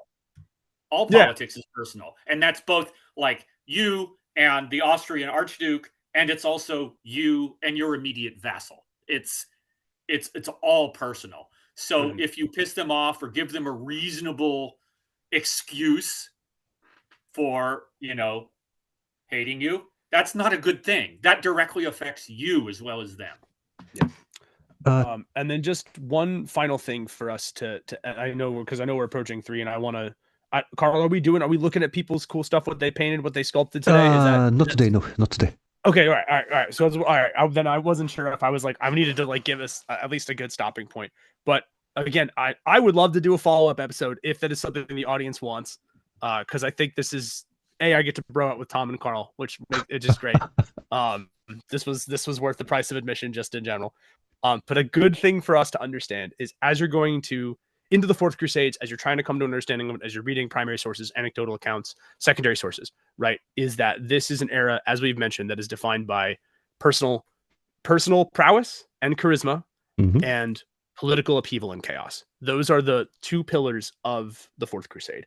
If you come into it with an understanding that personal charisma matters way more than usual in human history, like it matters obviously in human history in general, but it matters way more in this time period, and that is a time of more upheaval than usual, you will have a better nuanced understanding going into whatever it is that you read than like 80% of the people that approach the topic. Just please, if you're gonna do just anything, those are the good two things to keep in mind. Because it's really, as I said at the beginning, you probably expect certain things out of Crusades, and then this one blows them all away. Now, and also subsequent Crusades pretty much go back and follow that earlier model. So this is really an anomaly because of when and where it occurs. Right. So what you're saying is basically blame it all on Dandolo kind of thing? Yeah. Not blame, but at this point, I think there's never another this is a work of art. Kind of thing. Or maybe, fortunately, there's never another Dandolo. Well, okay, yeah, depends on what I don't know. But not blaming it all on Dandolo, Karl, but just I think Dandolo and the Crusade in Constantinople is really important for us to start with, because it is indicative of what this time period is going to become. It is a great example. It's a textbook case for essentially what the Fourth Crusade battles and politics are. And it really does highlight the importance of that personal nature and that political upheaval that come to define this time period, right? It's not that Dandolo kickstarts all of it. He does, I think, whether or not Dandolo is in the picture, I think the Fourth Crusades are going to happen. And there's still going to be an unholy cluster no matter what. But Dandolo is great to start with because it shows to a lay person who is not as well-versed or as ingratiated into this time period as Tom and I are, whether by study or by hobby. But it shows kind of this interconnection between political movements, religious zeal, economic motivations, personal motivations, and the sort of ties that bind all of that stuff together and how that relates to an earlier time period, right? If you've watched any of the Desks and Dorks videos at all, period, anybody, you'll know that I constantly stress that like history is such an important and nuanced thing that the more nuanced you get it, the more you realize it is interconnected and complex, and that one thing usually leads to another because of that interconnection and that complexity, the better off you are going to be as a scholar of history, as somebody who's doing in earnest good scholarship, I think is probably the best way to put it. Yeah, I think if you there is a, like, I'm not really a proponent except maybe with Alexander the Great of the great man school of history. Agreed. But Dandolo is for all that we've been talking about how wonderful he is to talk about, that's what he is. He is wonderful to talk about because in many ways he is a distillation of the Venetian way of doing things, which is also that's a good way to put it, pattern that you somewhat find in places like Genoa, for any commercial thing. And we've compared it to, the British Empire, the strategic reach, all that kind of thing. So he's a great guy to talk about just as an archetype or as a distillation. Yes. In the same way that like somebody like Hannibal Barca, who's probably my favorite single historical figure of all time, is a great person to talk about because he's a distillation of that time period, right? Every so often you get somebody who sort of embodies an epoch, as I like to call it. And Dandolo is the one that sort of embodies the Fourth Crusade, I think, more than anybody, more than Richard the Lionheart, more than Salahuddin, more than anybody, because he is all of that stuff combined and just lets it just ride. He cranks it to 11. That's literally what it is. Yes. Thinking about it, he's thinking about it. That's a great chapter title. Yep. Oh, sorry, Karl. What was that? No, I was thinking. I mean, he's pretty ahead of his time because basically that's the level of machinations that one would think about in the Renaissance or later on. I guess. Oh yeah. No, he and Machiavelli would have had it. Oh yeah, that's oh god, that would be appealing. Yeah, I'd like to have them sitting across the table from each other. It's my understanding that some of Machiavelli's writing was based on some of the lessons that were gleaned from Dandolo. Am I incorrect? I don't know. I mean, it wouldn't surprise me certainly. I was gonna say because my understanding was that a lot of what Machiavelli was talking about, at least in his writing, and maybe I'll have to go back to some of my friends who are far better Renaissance scholars than I am about this, is that a lot of his stuff was based not just on like the Florentines, because he was really trying to appeal to the Medici, but also like what they had learned from other great Renaissance minds of the era. I would, if he didn't take something from Dandolo, I would have been shocked. I would be surprised. Yeah. In the meantime, the people have spoken and they absolutely want part 2. In fact, World Watcher says would love to hear more about Crusades or medieval European shenanigans in general, especially Italian shenanigans, which I haven't learned much about in the past. So I have to tell you that Italian shenanigans in the medieval period and the Renaissance are tough. Yeah, they are really, really tough. And what I mean by that is, like, if you have someone with a map on the one hand and like a list of characters or families mostly. Yeah, you're going to read all of those charts with exactly. It is really tough. I wouldn't mind doing it, but whew, boy. Yeah, okay, discuss it. I'll give a shameless self plug if you are interested in the Middle Ages in general. Desks and Dorks has a range of great videos on historical topics, and like particularly the Middle Ages and how it ties into tabletop role-playing games. Cough cough, the low fantasy video, the one on knights, and the one on town guards are probably ones that you would like to watch, because we did talk about the Varangians, as well as the use of the nobility and their retinues on the populace, which are things that come up in the Crusades. Not a shameless self. By the way, I was gonna let you know, Kyle, that I've sort of been working on this in my spare time. So I'm working on a campaign called Northlands, which is okay. If you like an alternate history, but it essentially assumes a merging of Scandinavian and Anglo-Saxon culture. Oh, that would have been okay. Somewhere around the year 1000. Oh, okay. That's terrifying, because that means that we don't have that means that England's united by the time William the Conqueror comes to, oh God. Yes. But it's united in a different way. But the idea is that Christianity is no longer Roman oriented. So in terms of factions, you have the remnants of a Roman Catholicism. You also have Celtic Catholicism, but you also, one of the other huge changes is that instead of the somewhat chaotic Scandinavian versions of theology, there's a slightly more organized version that's just called the Way. So it's an alternate history that has it. I describe it as a cultural campaign. It's not a political campaign specifically, but so anyway, so I actually have your video on low fantasy stuff bookmark to watch. Yay! I'm very curious to see what you think of it, because I again, most of the people who watched it were very kind, which is part of the reason I was very excited to talk to you particularly, because I'm sure, I don't know how much stuff you do public facing content like that is historically, but there's I get a lot of people from a certain subset of political leaning and ideology here in the US who are not they're interesting. We'll leave it at that.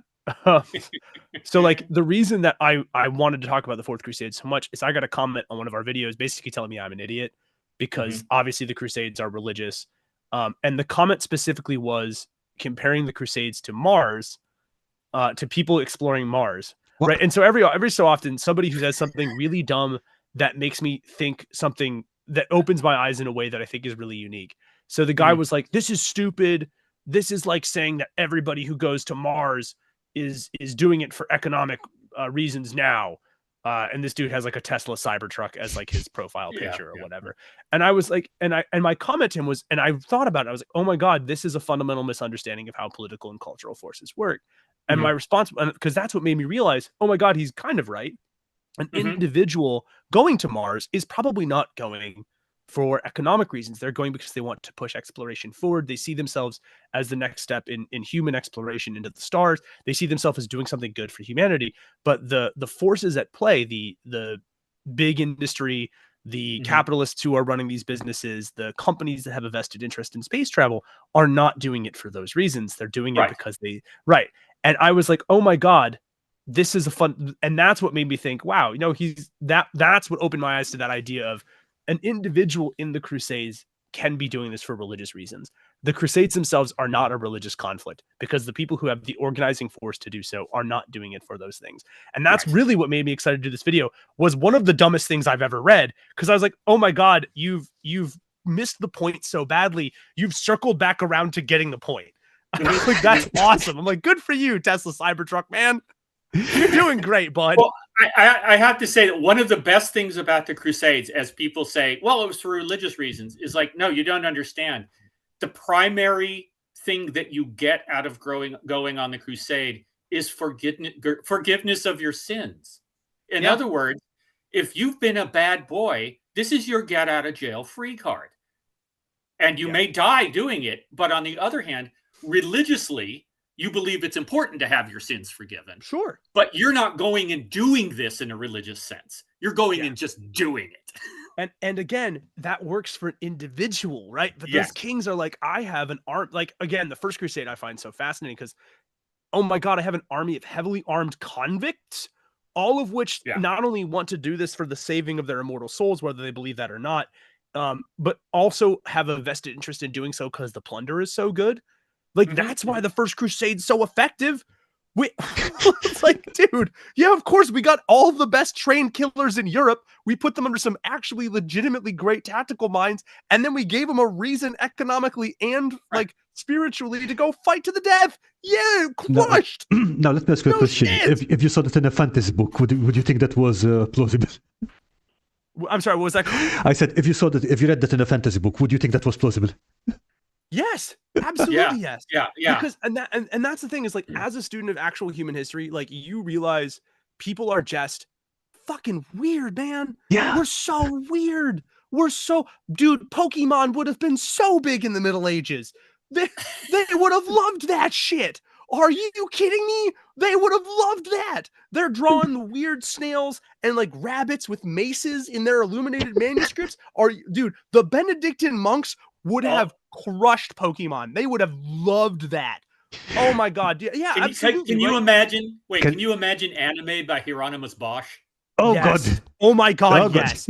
I want that more than anything, Tom. I was just thinking about the having the Pokemon theme song in Gregorian chant. Yes, in Gregorian. Yes, absolutely. Absolutely. This is my biblically accurate Pikachu. But like, I would believe it, Karl, because like, I don't know, when we talk, like, the reason I always like to try to connect, and I do this really intentionally when I'm talking, whether I'm talking here or when we're doing the videos, the reason I connect as much with human history as I do with modern pop culture is because I think we as students of history gain a lot by realizing that people are just like us. And they probably would have done the same stuff or in weird ways. Like, Dandolo is a supervillain. And if I break down all of the weird stuff that Dandolo did, and hopefully in a way that you all in the audience have found entertaining and educational, but if I break it down, it doesn't sound legitimate or real, but it is legitimate or real, right? Like, I think of the fact, like, there's so many weird things in history that we think are just like, again, a student of American history, Thomas Jefferson and John Adams die on the same day. They die on the 4th of July, on the 20th anniversary of the Declaration signing, together. John Adams' last words are, Jefferson lives, at least. Like, if I told you that, if that was in a movie, we would laugh at it in cliche, but it happened. They die on the 4th of July, on the 20th anniversary of the Declaration signing, on the same day, within hours of each other, after rekindling their friendship after years of political enmity between the two of them. That is a weird coincidence that just happens in human history, right? Or like, to give a modern one, if you told me we had an evil corporation run by one of the most immoral billionaires on the planet who has dipped his toe into literally every facet of human life, and their company logo was a giant smirk, we would all be like, that sounds like a Bond villain. No, I just described Amazon to you all. And we just kind of, it's a smirk. The logo is an evil smirk. Like, that's what I mean. Two things, Kyle. A, I happen to work for Amazon. And B, I always thought it I always thought it was a penis. So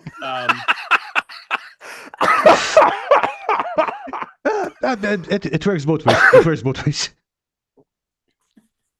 It's just like, well, I don't know. It's see, you can have different perspectives on the same thing.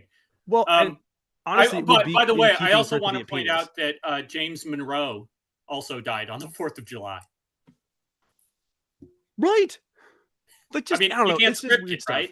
You can't. I mean, he wasn't the signer or anything, but yeah. No, but he's still. I mean, the Monroe Doctrine. We're still seeing the effects of that today on world politics. Well, what we're saying is 3 of the first 5 presidents died on the 4th of July. Yeah. Yeah, I'm trying to see, this is for a conspiracy theory over there. Or another great one, right? Another great example. One of the few things that I found interesting of my watch of history channel is Vikings, which is a great show, just a horribly historically inaccurate one, particularly because my focus was on the Vikings and the Icelandic sagas. But one of the things that's really interesting is, like, in that show, again, for my fans of fun medieval historical coincidences, is Rollo, obviously Ragnar's brother, the becomes Duke of Normandy. And it's his lifelong dream to go back to England and sack it, to do what Ragnar and all of his people had failed to do. All right. So now that I've set that up in your mind, do you know who Rollo's great-grandson is? His bastard great-grandson. Rollo's great-grandson is William, Duke of Normandy, the guy who would go on to conquer England. And again, we don't know this for sure, but in my head, all I can think about is, imagine being the bastard of a prominent military family in Normandy, knowing that your great-grandfather was a legend, a true legend in medieval history and Viking history, and understanding that his legacy was successful conquest after successful conquest, except for the conquest of England. And I have to think to myself, as somebody who, understands what great expectations do to a child, because I worked in education, and understanding how a familial history can go on to impact somebody, how much does that impact someone like William, Duke of Normandy, into doing what he did? Right? These are the coincidences. So when you're like, yeah, like, would you believe that would happen? Yeah, I would, because human beings are weird. And sometimes, like, history is stranger than any fiction that we could come up with. So yeah, why not? Why the hell not? Screw it. Yeah. Okay, before we... Yeah, we actually did a whole thing on the Normans. We did have a whole video about it. Yeah. But before we go into other pastures, we have a question from your wife, Tom, so I think we'd better answer. Is Dandolo a hero to anyone other than Venison himself? No. I doubt it. I don't think he's a hero to the Greeks. I don't think he cared. I don't think it was his point, to be honest. Yeah. He did what he wanted to do. He accomplished what he wanted to accomplish, and I think he'd be happy with that. Yeah, I don't think that's... It doesn't strike me as someone who cared about other people's opinions of him. Right. And like, you have leaders who I think do go on to make a good impact, who do care about what people have to say.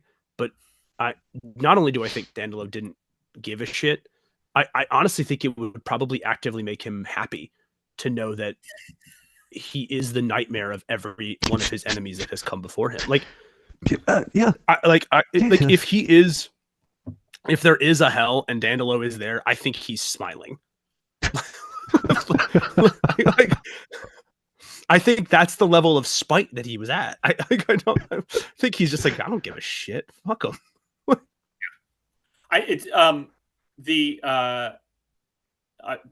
Thanks to Wikipedia, it's saying that he quite probably is still under the floor in Constantinople. Fucking awesome. Which is great. The other thing, of course, is, so back to Lisa's question about whether he's a hero. I mean, if I remember correctly, the Italian Navy actually had a pre-dreadnought battleship called the Enrico Dandolo. Okay. So, yeah, which actually, look, let's not give them too much credit. That doesn't really mean that much. It was the Italian army. The Italians. If you remember, that the country of Italy basically was the grew out of the kingdom of Sardinia and Sicily, and they didn't have, with the exception of Genoa, a great naval background. So they had to go to Venice to get names of great admirals, except for the Andrea Doria. So, but anyway, there they go. By the way, Dandolo, not a great admiral, just knew how to use them. Fair enough. I mean, and I guess part of it was acknowledging that rather than trying to run it himself. Yeah. So, all right. Okay, so I think we're going to be wrapping up shortly, but Kyle, actually I have a great idea for a video we could do, which yes, I'm just throwing some work on you.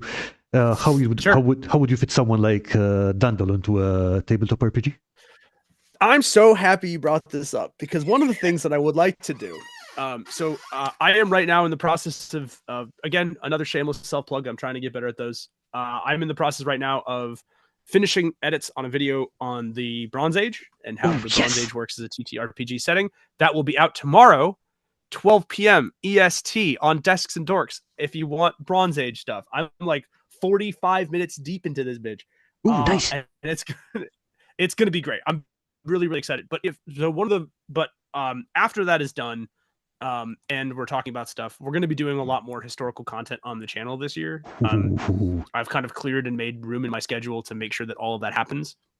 But one of the videos that I want to do is look at prominent historical figures and how you could make them a part of your tabletop games. Okay. And so the idea is I'm going to be looking at 3 of them. I'm going to be doing not deep dives, because if we get into just even one, obviously we have spent 2 hours basically waxing philosophical about Dandolo and his importance to the Fourth Crusade. But my goal is to do 3 figures. And so Dandolo, I might have to just add to that video. But right now I'm looking at William Marshall, who I don't know if anyone's for those of you in the chat, William Marshall is called the Lance of Christendom. He's by most accounts the greatest knight to have ever lived by every single metric. By the way, at age 50, he unseats Richard the Lionheart in battle in one shot. And Richard the Lionheart begs for his life, and essentially William Marshall just goes, "You're not worth killing," which is based as shit. Another guy who dies in his, I believe he was like 78, 80 years old at the time of his death, and was fighting in the Crusades into his 60s. And working as a head of state. Has like basically he's medieval Forrest Gump in reasons that I'll go into in that video. But I would love to. But yes, that is one of the things that we will be doing, I think, moving forward. Is that we're also got some stuff on pirates and morality systems. So I'm very excited. It's going to be a cool year. And there's a secret project, Karl, that I might bring you on for, just to do a play. We're just going to play a game. It'll be fun. It'll be good. But thank you again, everybody, for having me on the show. It's been a pleasure. Thank you so much for coming. As much fun the second time around as it was the first time. Again, dude, I am thrilled to finally meet you and put a face to the name. This was as much fun as like I hoped and dreamed it would be. As we thought and hoped it would be. Yes. Oh my God. Yeah, this was again, the second you were like, all right, let's talk about, like, yes, all right, we're good. We're doing great. It's like when you're like, we have to talk about the cultural importance of Venice's relationship with Constantinople. I'm like, oh, we're here, boys. I was like, let's go. Let's get this shit. I'm like, yes. All right. I'm in the right place. Oh, goodness. Okay. I'm hacking up along and dying, but whatever. Yeah. You're surrounding with that cold you had, with that flu. This is my Fourth Crusade. This cold is my Fourth Crusade. I'm finally done coughing all the time, but I am now on every part of the mucus in my body is leaving. But hey, we're 8 weeks into the viral cough. This is the 8th week, which is supposedly, according to modern medicine, the last week I have to worry about this. And I no longer live on cough syrup, so like we're doing great. I don't know, that could be fun. You know, it's certainly not the emotional attachment that I wanted to have to a bottle of Mucinex, but you know, it is what it's why the Bronze Age video has taken so long. I got the first half of it done before Christmas. Oh wow! All right. Wow. Jeez. Yeah, I did the first 25 minutes before Christmas. Oh, World Watcher, thank you. And I didn't even know this was also a TTRPG channel. It is some of the time, yeah. Yeah. But yeah, thank you for I am a watching. TTRPG person. Yeah, definitely I think, go look up Kyle's channel because he's that's a hardcore TTRPG channel. And we'd love to have you. I'm mostly just I love being around Karl. This has been this is great, guys. Again, thanks for making this welcoming. Thanks for being here, Tom. Thanks for being awesome, man. This is sure. And absolutely great. Tom, if the people want to follow up Karl, you know where to they find do me. want to follow up. They have been pumping the chat up. But yeah, guys, thank you so much for joining. I will have to go and reread the accounts based on this new light that you have shed on this. So actually, thank you for that. And yeah, for everyone else, thank you so much for watching. And we'll be back next week with Peter from Tales from Mercer, another great TTRPG channel. So we have a great week, everyone. And thanks again. All right. Bye. Bye, everyone. Bye.